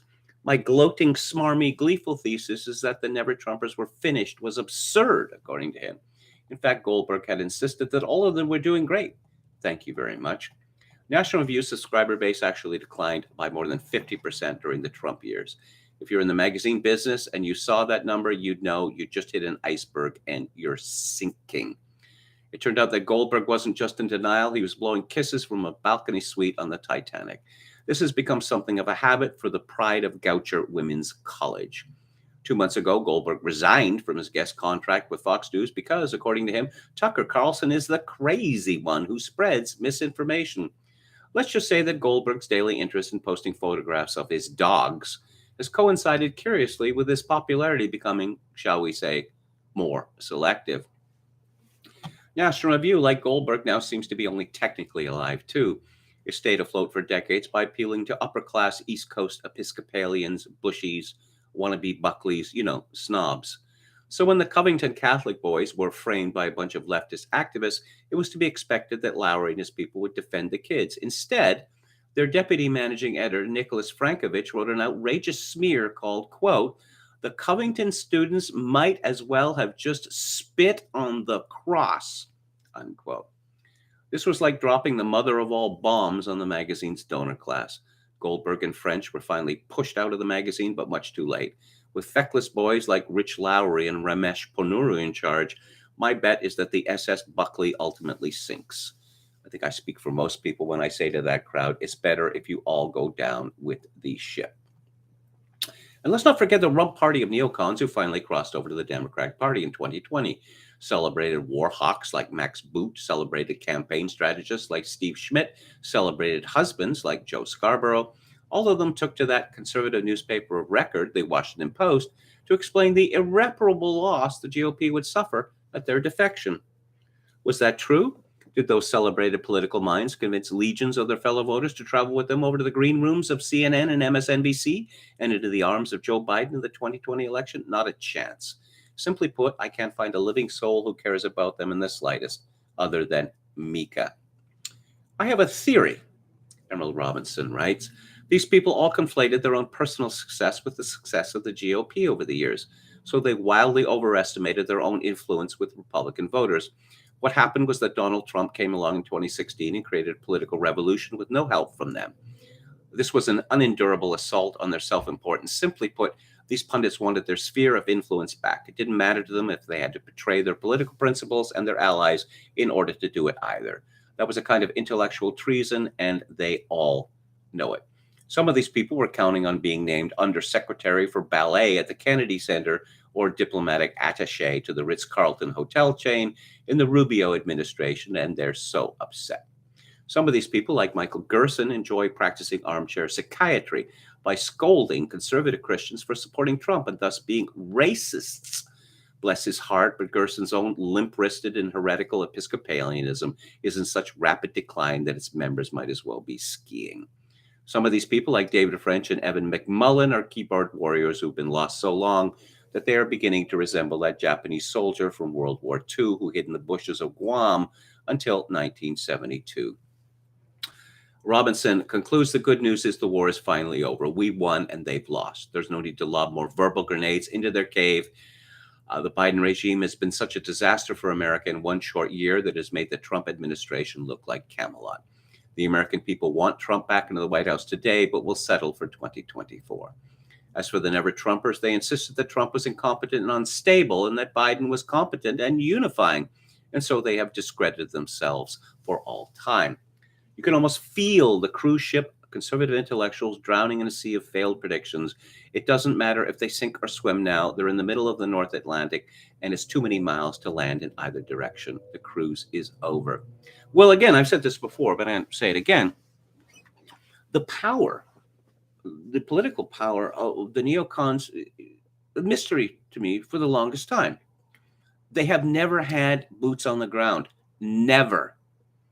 The pro-life movement or anti-abortion movement, boots on the grounds. Gun supporters, boots on the grounds. The Tea Party had boots on the ground.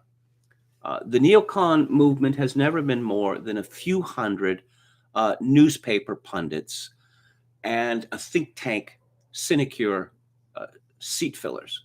That's all it's ever been. And yet they've had this enormous influence going back to the Reagan administration. Their influence on the Republican Party has been disastrous. And the results of their influence on the Republican Party and even the Democratic Party has been close to disastrous for America. I've sometimes wondered that perhaps it's all a question of compromat, that they have access to deep, dark secrets about the leaders of the Republican Party. Before I get to the book club, let's take a look at the chat. And here we go. Okay. Many would like to take Miss Robinson as a wife, I imagine, says Buddy. She's married. That's my understanding. Very attractive woman. Ogan's Iron says, KMG, I'm guessing they had boots on the ground of Big Bank or CIA, Mossad, etc. The Welsh interest me a lot, says Oscar Toe. Great myths and characters. I am half Welsh by birth, as it turns out, but you probably knew that already. Neocon proves you don't need boots on the ground, says David the Gnome.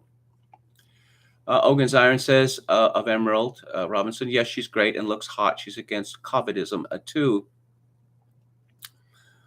Okay. Who else do we have here? Encyclopedia Brown. Oh, people seem to like that. Chokin 666 says, have to sue my landlord for the water damage to my Mesoamerican Empire's set. Yeah, I often wondered about that. I mean, I've lived in apartments for, I don't know, half my life, say. And occasionally there are floods. Someone turns on, the bathtub upstairs and forgets.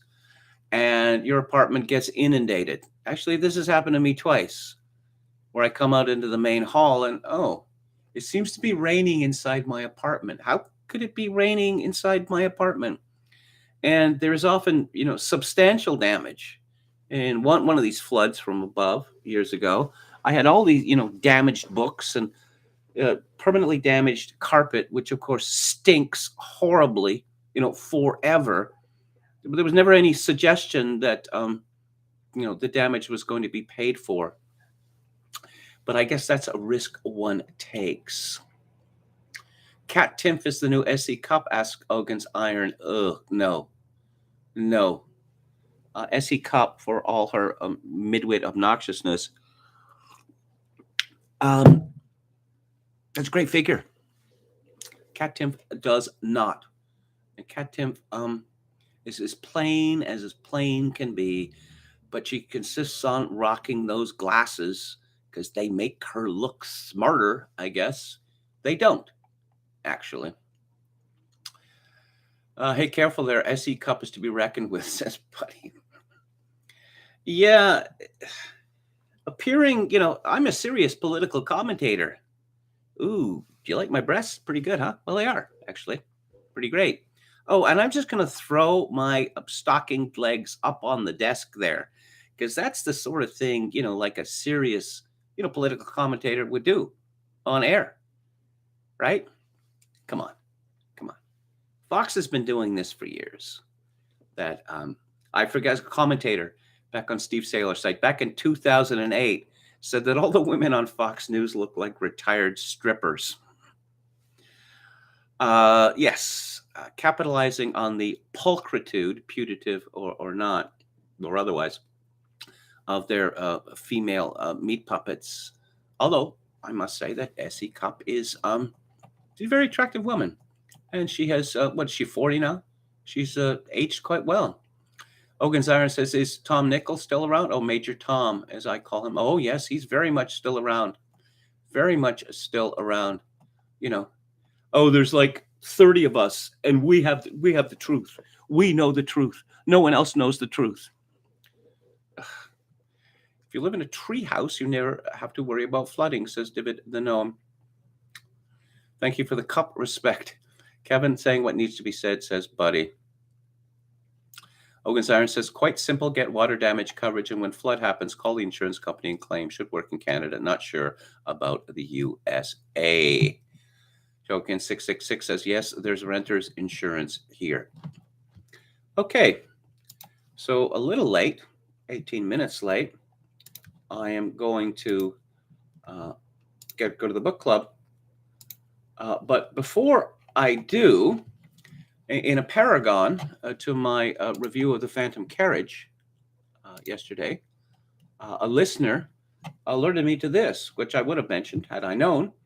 But 2 years ago, a little less than 2 years ago, the Film Preservation Society put up a restored version of the Phantom Carriage on YouTube. And it is in 1080p, and it has the English subtitles.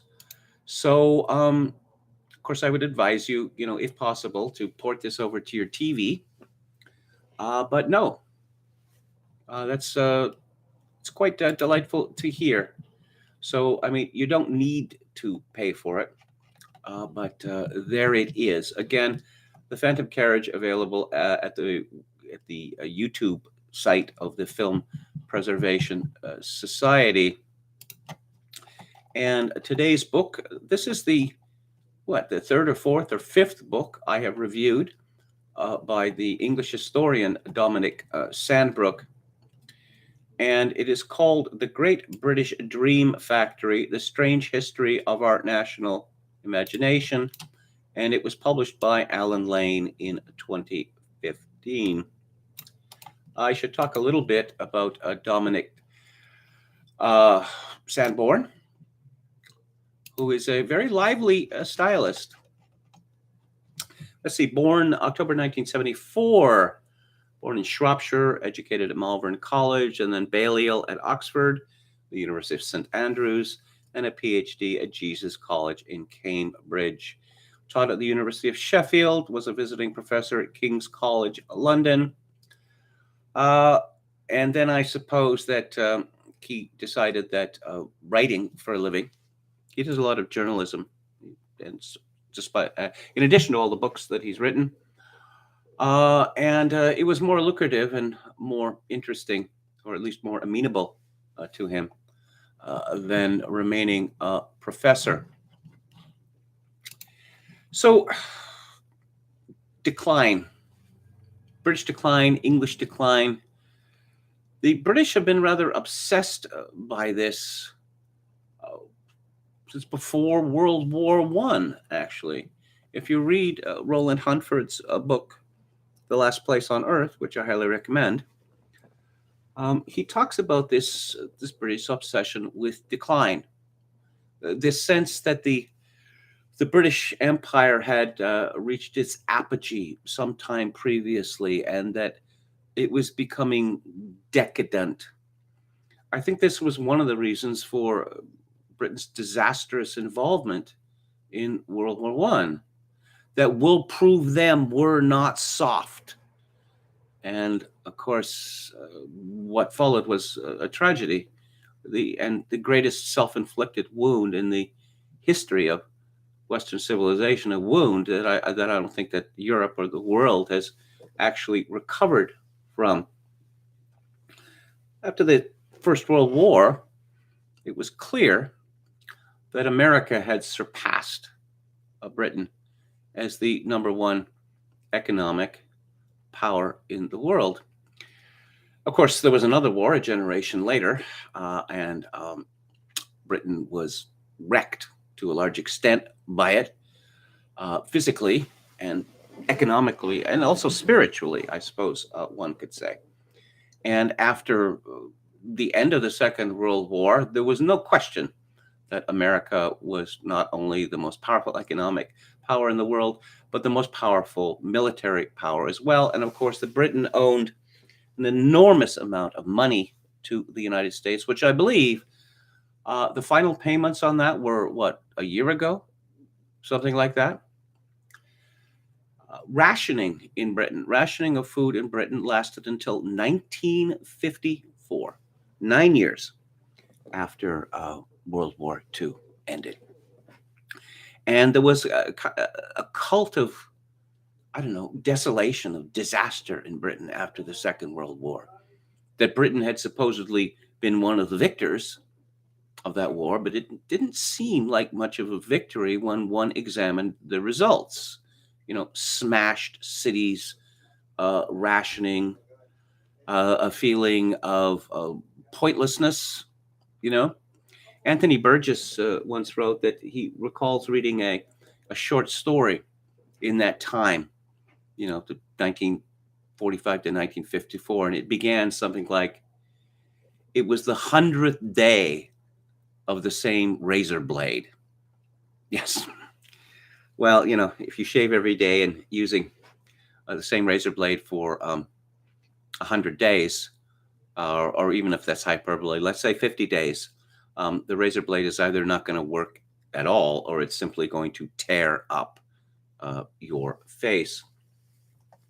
Now, there was a great exhibition in Britain in 1851, and Sandbrook writes about this. This was perhaps the high tide of British self-confidence, and Britain was showing the world that it led in everything. The Great Exposition, yes, in Hyde Park, which went from May to October of that year. But leading the world in everything, how did Britain lead the world in everything? Well, in manufacturing, in scientific, technological advances. Britain led the world, no question about it. And the Victorians, of course, they were progressives in a way. Progressive, not just in the sense of, economy, but in stamping out many of the evils of Britain at that time.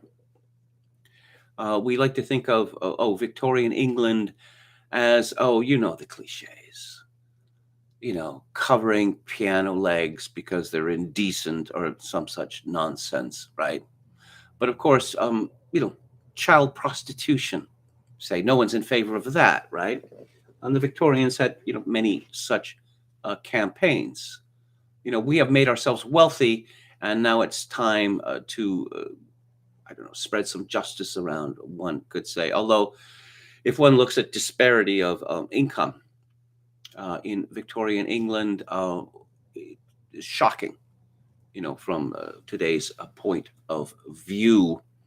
But of course, the Victorians were, Spencerian, I suppose one could say. This belief that one's standing in life depends upon one's diligence. There's some truth to that, of course, but it's a gross oversimplification. And under the conditions that the majority of people lived in, in Britain, in the 19th century, most of these people really never had much of a chance to advance. But of course, there was another exposition in Britain 100 years later, and this was after Elizabeth had succeeded her father, became queen. And there was all this talk of the new Elizabethans at that time. The 1952 exposition, I don't know, it seemed to me, in retrospect, not that I was there, mind you, but that trying to will a different way of thinking, away from defeat, and this idea that Britain, despite what was rapidly becoming after India and Pakistan left, and Burma in 1947, the complete loss of its empire. Oh, yes, there was the Commonwealth afterwards, but who gives a toss about the Commonwealth? The Queen seems to care a great deal about it, but I don't know that anyone else does. So the thesis of Sandbrook's book is that Britain has become Great Britain in a different way, culturally. Now, there is truth in this, but how can, cultural greatness, it's largely based on fashion. British pop groups are successful in America, and then they're not, British television is successful in America, and then it isn't. British novels, say, might be successful in America, and then they aren't. And this is, one of the major themes of Sandbrook's book is that the culture of Britain, since the end of the Second World War, and especially since the 1950s, has been a reflection of its domination by the United States of America. I would say it's my very strong belief that most people in England who consider themselves to be, they love America or they're American in their thinking, they don't understand America at all. There's sort of a cult of Americanism, among the lower orders, among the chavs, if you will. And this belief that America is simply about license, that being American, that in America you can say or do whatever you want and there are no consequences. It's a crass imitation, is what it is. Eating Kentucky Fried Chicken right out of the box and drinking beer out of a can and shaking your fist at people and threatening them.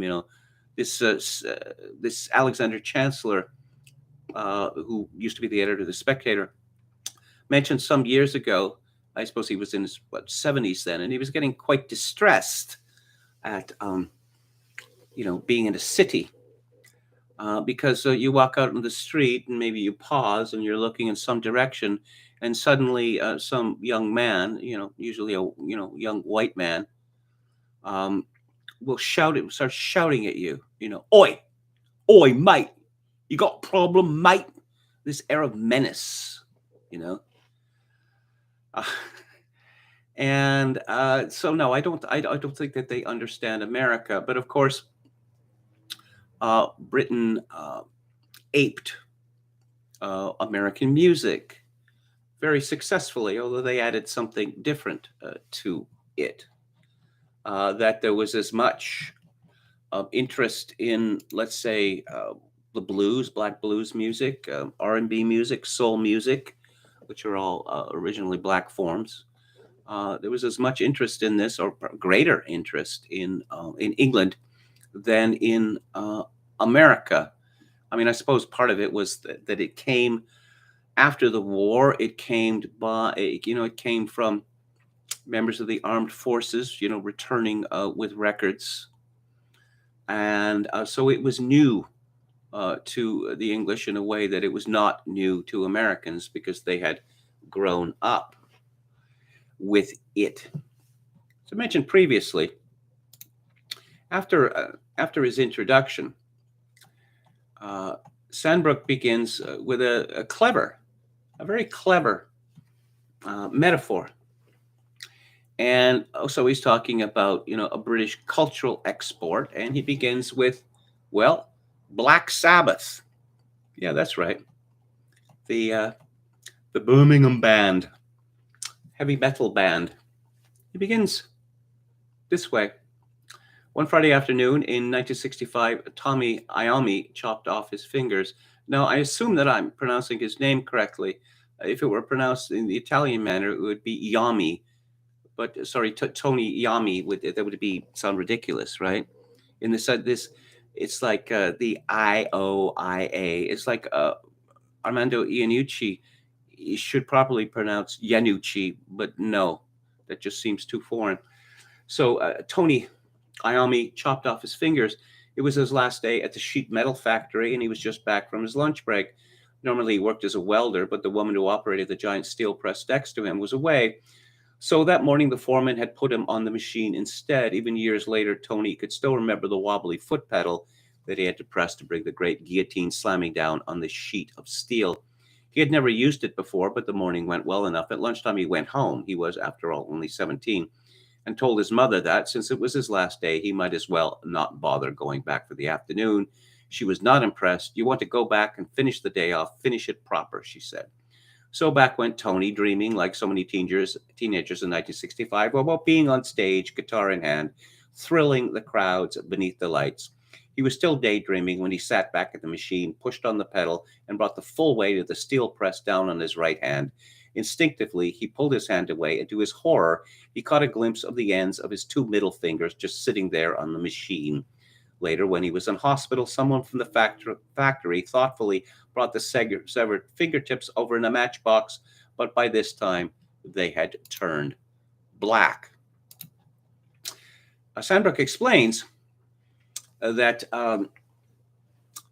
Iommi had dreams of being a pop star, not the kind of pop star that he subsequently became, because Black Sabbath had hits, radio hits in Britain. And I enjoyed working in the foundry, he recalled many years later. It was hard work, but it was rewarding. I became quite good as a welder. It was as noisy as hell with all the crashing of the metal, the hiss of the steam, and the sizzle of the welding. Real heavy metal. After he cut the ends of his fingers off, his musical career might have been over, but it was the factory manager, whom Tony remembered as an older balding man with a thin mustache called Brian, who saved him. Visiting him in hospital one day, the manager handed over a Django Reinhardt record and told him to put it on. This guy plays guitar, the manager said, and he only plays with 2 fingers. Tony did as he was told. Bloody hell, he thought. It was brilliant, and if Django could do it, then so could he. Against his doctor's orders, he tried playing with bandaged fingers, but it was impossible. So he fell back on the skills he had learned at doing a short spell at the steel factory. I got a fairy liquid bottle, melted it down, and shaped it into a ball and waited until it cooled down. I then made a hole in it with a soldering iron until it sort of fitted over the finger. I shaped it a bit more with a knife, and then I got some sandpaper and sat there for hours sandpapering it down to make it a kind of thimble. Then I found this old jacket of mine and cut a piece of leather off it. I cut it into a shape that would actually fit over the thimble and glued it on, left it to dry, and then tried it. And I thought, bloody hell, I can actually touch the string with this now. Even decades later, after he'd become one of the best-known rock guitarists on the planet, Tony Iommi still used the same technique, only using prosthetic thimbles made especially for him. He even used pieces from the same old leather jacket that he had first ripped up in 1965. There isn't much left of it now, he wrote more than 4 decades later, but it should last another few years. There was, however, one more crucial change before Iommi could play comfortably again. Guitars in the 1960s invariably had tight, heavy strings that gradually shredded the leather from the thimbles. What was worse, his mutilated fingers were simply too weak to bend the strings for any length of time. Again and again, with the meticulous patience of a master craftsman, he would take his Fender Stratocaster apart, searching for a way to relieve the pressure on his fingers. Finally, he gave up and asked his local shop to give him banjo strings, which were much lighter than the usual guitar strings. And then he slackened the strings, turning up his amplifier to compensate, and so he began to develop an entirely new sound, all his own. By using the lighter, deliberately down-tuned strings, Iommi was now producing a lower, louder, heavier sound than anything in the charts at the time. To put it very crudely, the combination of his missing fingertips and his mechanical tinkering had invented heavy metal. Well, you see the metaphor here, that Britain, and Birmingham especially, was, manufacturer to the world. Well, in the 60s and 70s, most of those places shut down permanently, in the same way that after the strikes against Thatcher, the coal mining industry in Britain was over. Britain doesn't make anything anymore. I suppose they make a few things. They used to make cars. They used to be pretty good at it, but, that got taken over by foreigners or went out of business. And if you look at British Leyland, Sandbrook has written in one of his other tomes about the collapse of British Leyland. And he, like many others, considers this was a long process and that it would be simple-minded to blame union obstinacy for this, that it was a failure of management, a failure to insist upon good management, and a failure to invest in research and development. Just sort of smug, facile optimism that things are all right now and they'll always be all right, and we get paid pretty well for not doing much work. That's management I'm talking about here. So if Britain is not going to make things anymore, what is it going to make instead? Well, culture. That is what it is going to make. And I suppose that's how most people in the world, especially in America, to the extent that they have any interest in Britain, it's because of culture. I suppose there are many Americans who have kind of a fixation with the royal family. That's why Meghan Mertz has so many fans in America, where she is almost universally reviled in Britain. Well, why heavy metal came from Birmingham rather than Hereford or Hull? The answer is that Birmingham, more than any other city, had become synonymous with the sound and the spectacle of industry. Indeed, the story of heavy metal offers a perfect example of the debt that modern British popular culture owes to the achievements of the Victorians. Yes, Birmingham was one of the principal inspirations for Coketown, the industrial Hades in Charles Dickens' novel Hard Times. Quote, a town of unnatural red and black like the painted face of a savage, a town of machinery and tall chimneys out of which interminable serpents of smoke trailed themselves forever and ever and never got uncoiled. And of course, there's another famous heavy metal band from the same region. That would be Judas Priest. Now, Sandberg explains that British music was simply not popular in America. It did not cross the Atlantic. There was a couple of hits. Telstar, which produced by Joe Meek, was one of them. I forget the other. Cliff Richard was arguably, I don't know, what the biggest musical star, solo star in Britain in the 20th century. He made no impact in America at all. It was only with the Beatles, the Stones, and everyone else. Cliff Richard, as Sandberg explained, is simply he was British not in the good way, is the way the Americans saw it, too old-fashioned, whereas the Beatles and the Rolling Stones and many others were seen as revolutionary. The Kinks had hits in America, starting from 1964, but then Ray Davis started to write particularly English songs that Americans were not interested in. Writing about living in a shabby rooming house, eating, bread and honey instead of a Sunday joint, and being too poor to emigrate is not the sort of Britain that Americans wanted to hear of. Herman's Hermits had just an enormous band in America. And I'm Henry VIII, I am Henry VIII, I am, These songs and all the ones like it didn't even chart in Britain, but they were enormous success in America because they spoke to a kind of ideal England, Britain of the past that Americans are interested in. Now, he devotes a great deal of space in the book to the Avengers. And the Avengers made a sensation in America, particularly after it started to be filmed in a color. He calls it the perfect blend of style, silliness, and pure daring do. He had Patrick McNee's character, who was very, very old-fashioned, and oh so posh, I suppose a lot of Americans watching, the Avengers or similar shows would got the impression that people in Britain were much, much richer than they were. And of course, it's the opposite. Was true. Before the Avengers, of course, there was James Bond. And,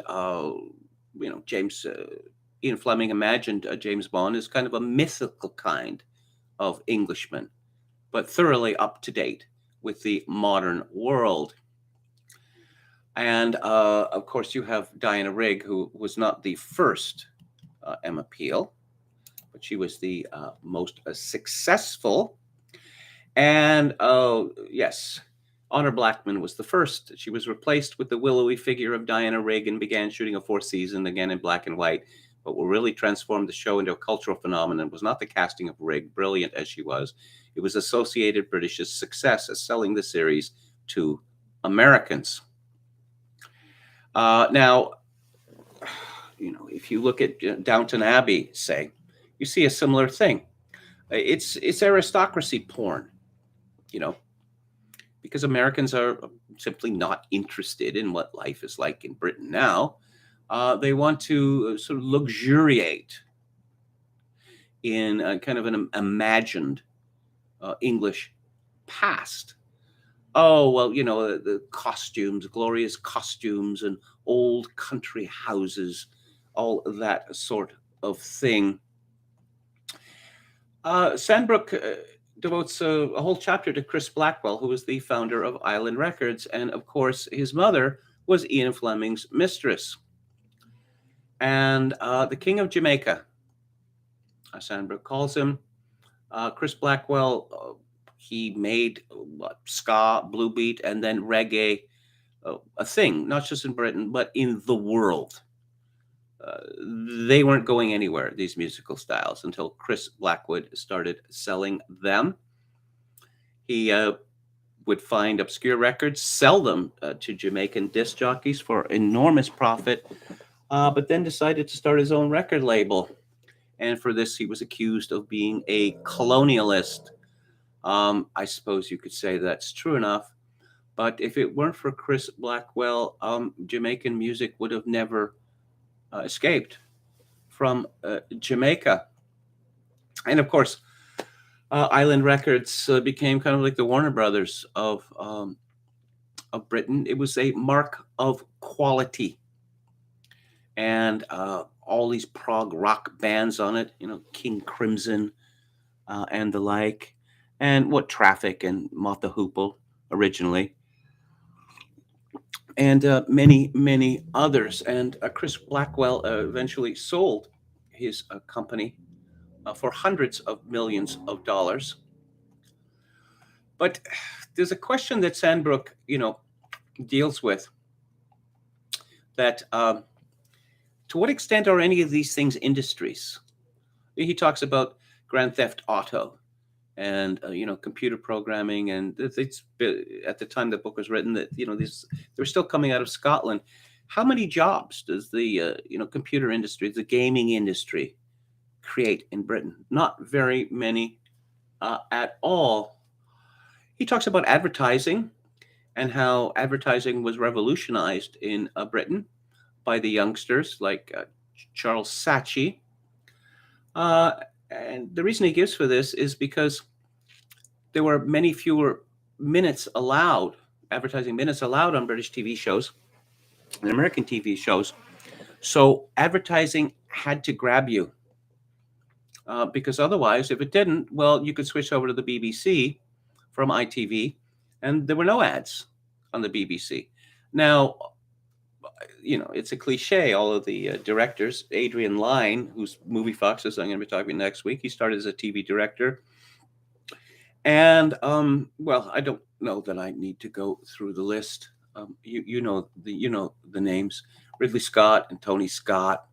I suppose the two of the most famous, Alan Parker. And yes, so yes, Britain, the British are coming. After Chariots of Fire won the Academy Award for Best Picture.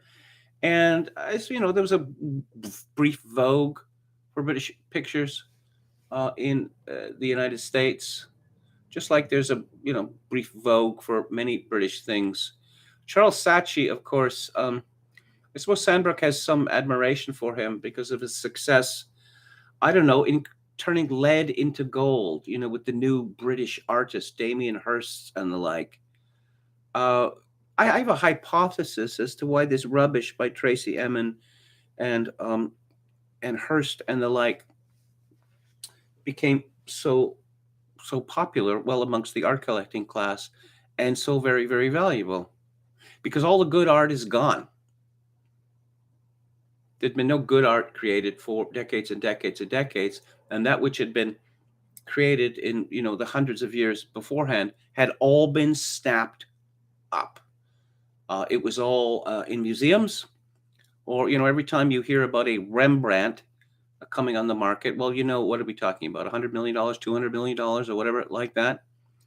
I mean, in the according to that memoir, An Education, which was later filmed, you could buy original Picasso lithographs. Not that I'm an admirer of Picasso. You could find them in a London bookshop for £20, like circa the early 1960s or whatever. Well, it would be many thousands now, wouldn't it? So since there was no good art, if you can get the critics to say, well, no, this is art now. This is the real art. This is the exciting art. This is the future. This is now. And you can get some rich, savvy man like Charles Saatchi to put his weight behind it. Well, then you can truly turn lead into gold. Uh, there is much, much more in this book. And one of the things I like about Sandbrook is that for most historians, the things that are popular and quotidian are not particularly important to how they analyze an era, but they're exceedingly important to Sandbrook because these are the things that are the most important things in most people's lives. As far as advertising goes, he talks about some particular advertisements which never would have been seen in North America, which have had more of a cultural impact, say, than practically any film, simply because, well, I don't know, they're short. You got 30 seconds to tell a story or to create an image, and people see them over and over again, and it seeps into people's minds. You know, he talks about Evelyn Waugh in the book. Evelyn Waugh's novel Brideshead Revisited in 1945. This is a country house story not defined by social change. There is no sense of loss, no bittersweet melancholy. For Mr. Wodehouse, P.G. Wodehouse observed in 1961, there's been no fall of man, no aboriginal calamity. His characters have never tasted the forbidden fruit. They are still in Eden. Yes, of course, there is a great deal of melancholy in Brideshead Revisited. It was Waugh himself who remains the guiding spirit of the country house drama. Indeed, Brideshead, the house at the heart of his most famous novel, has become a symbol of the romantic nostalgia for which British popular culture is internationally famous. As Waugh explained in a later preface, Brideshead Revisited was intended to be above all a religious book, exploring the operation of divine grace on a group of diverse but closely connected characters. But as he admitted, the book had become infused with a kind of gluttony for food and wine, for the splendors of the recent past, and for rhetorical and ornamental language as a reaction against the atmosphere of the early 1940s, a bleak period of present privation and threatening disaster, the period of soya beans and basic English. To Waugh, the standard bearer of Catholic conservatism, the country house seemed a last redoubt of an embattled old England, a crumbling sanctuary from the secularism and socialism of modern life. And both in 1945 and subsequently, what struck readers about his book was not so much the religious theme, which many non-Catholics find baffling and implausible, but the lush, lovingly painted evocation of a vanished aristocratic Arcadia, the enchanted palace into which Charles Ryder wanders one afternoon before the Second World War. It was this, not Waugh's Catholicism, that prompted the American Book of the Month Club to offer him a deal worth a staggering £20,000, in terms of earnings, the equivalent of some £2 million today. It was this that made Brideshead Revisited a hit on both sides of the Atlantic, and it was that, at the end of 1970s, prompted a Granada Television to adapt it to the small screen. But of course, nobody reads novels anymore. Well, women read novels about, werewolf rich billionaires who may be their stepbrothers, and men, some men still read historical novels, about the Romans and the like. But the novel, as we have understood it, it's died. It's that simple. It's died. And I would say that the vogue for British novels in the United States had died out, I don't know, by 1970 or so. If you want to learn more about British culture, I can't recommend this book highly enough.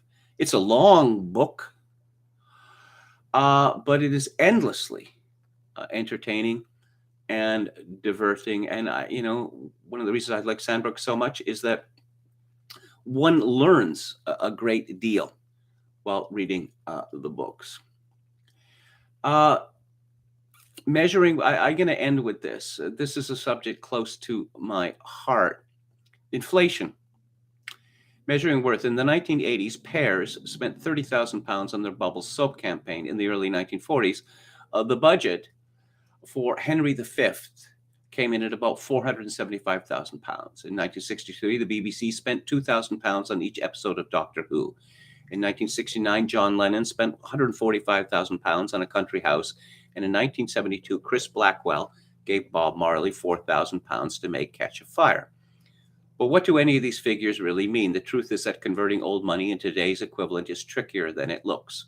The best way to do it is to use the calculators at the website www.measuringworth.com, which is run by a group of American and British academics.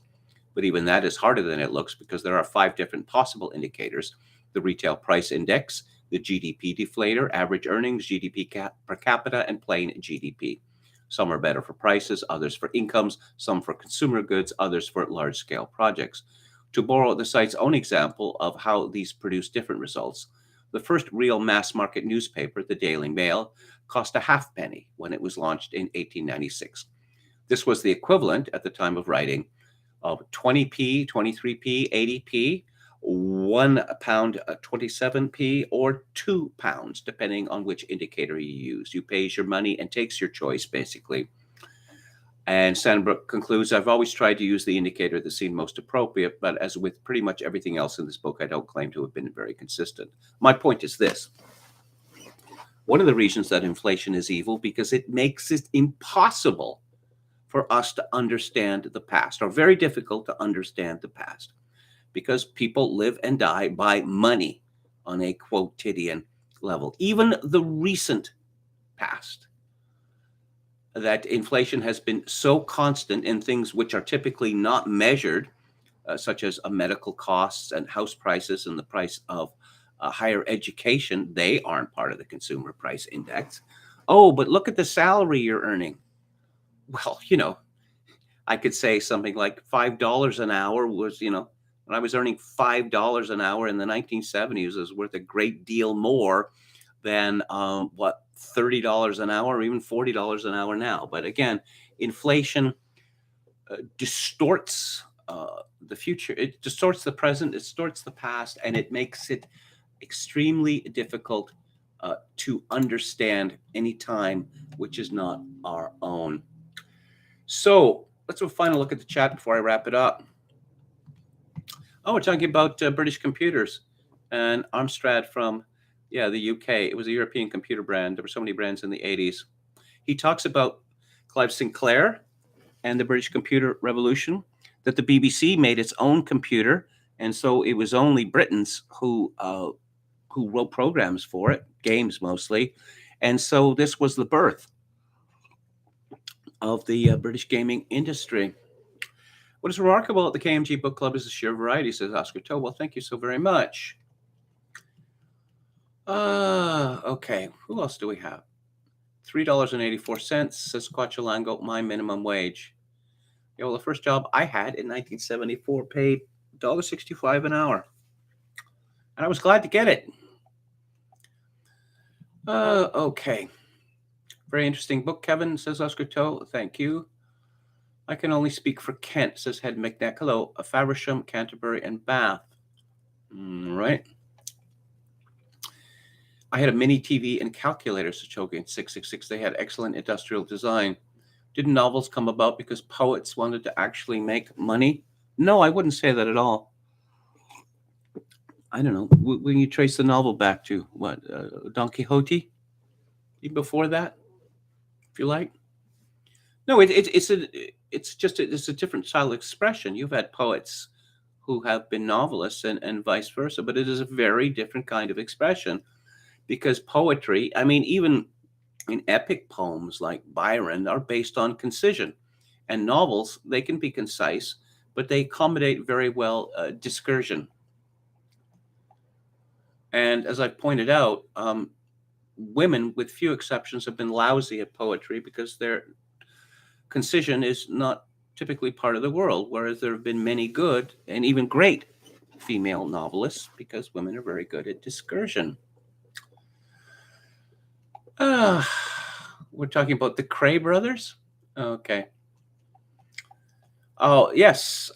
High society fell in love with the Cray brothers in the 1960s. It's a really remarkable story because these weren't, pretend thugs.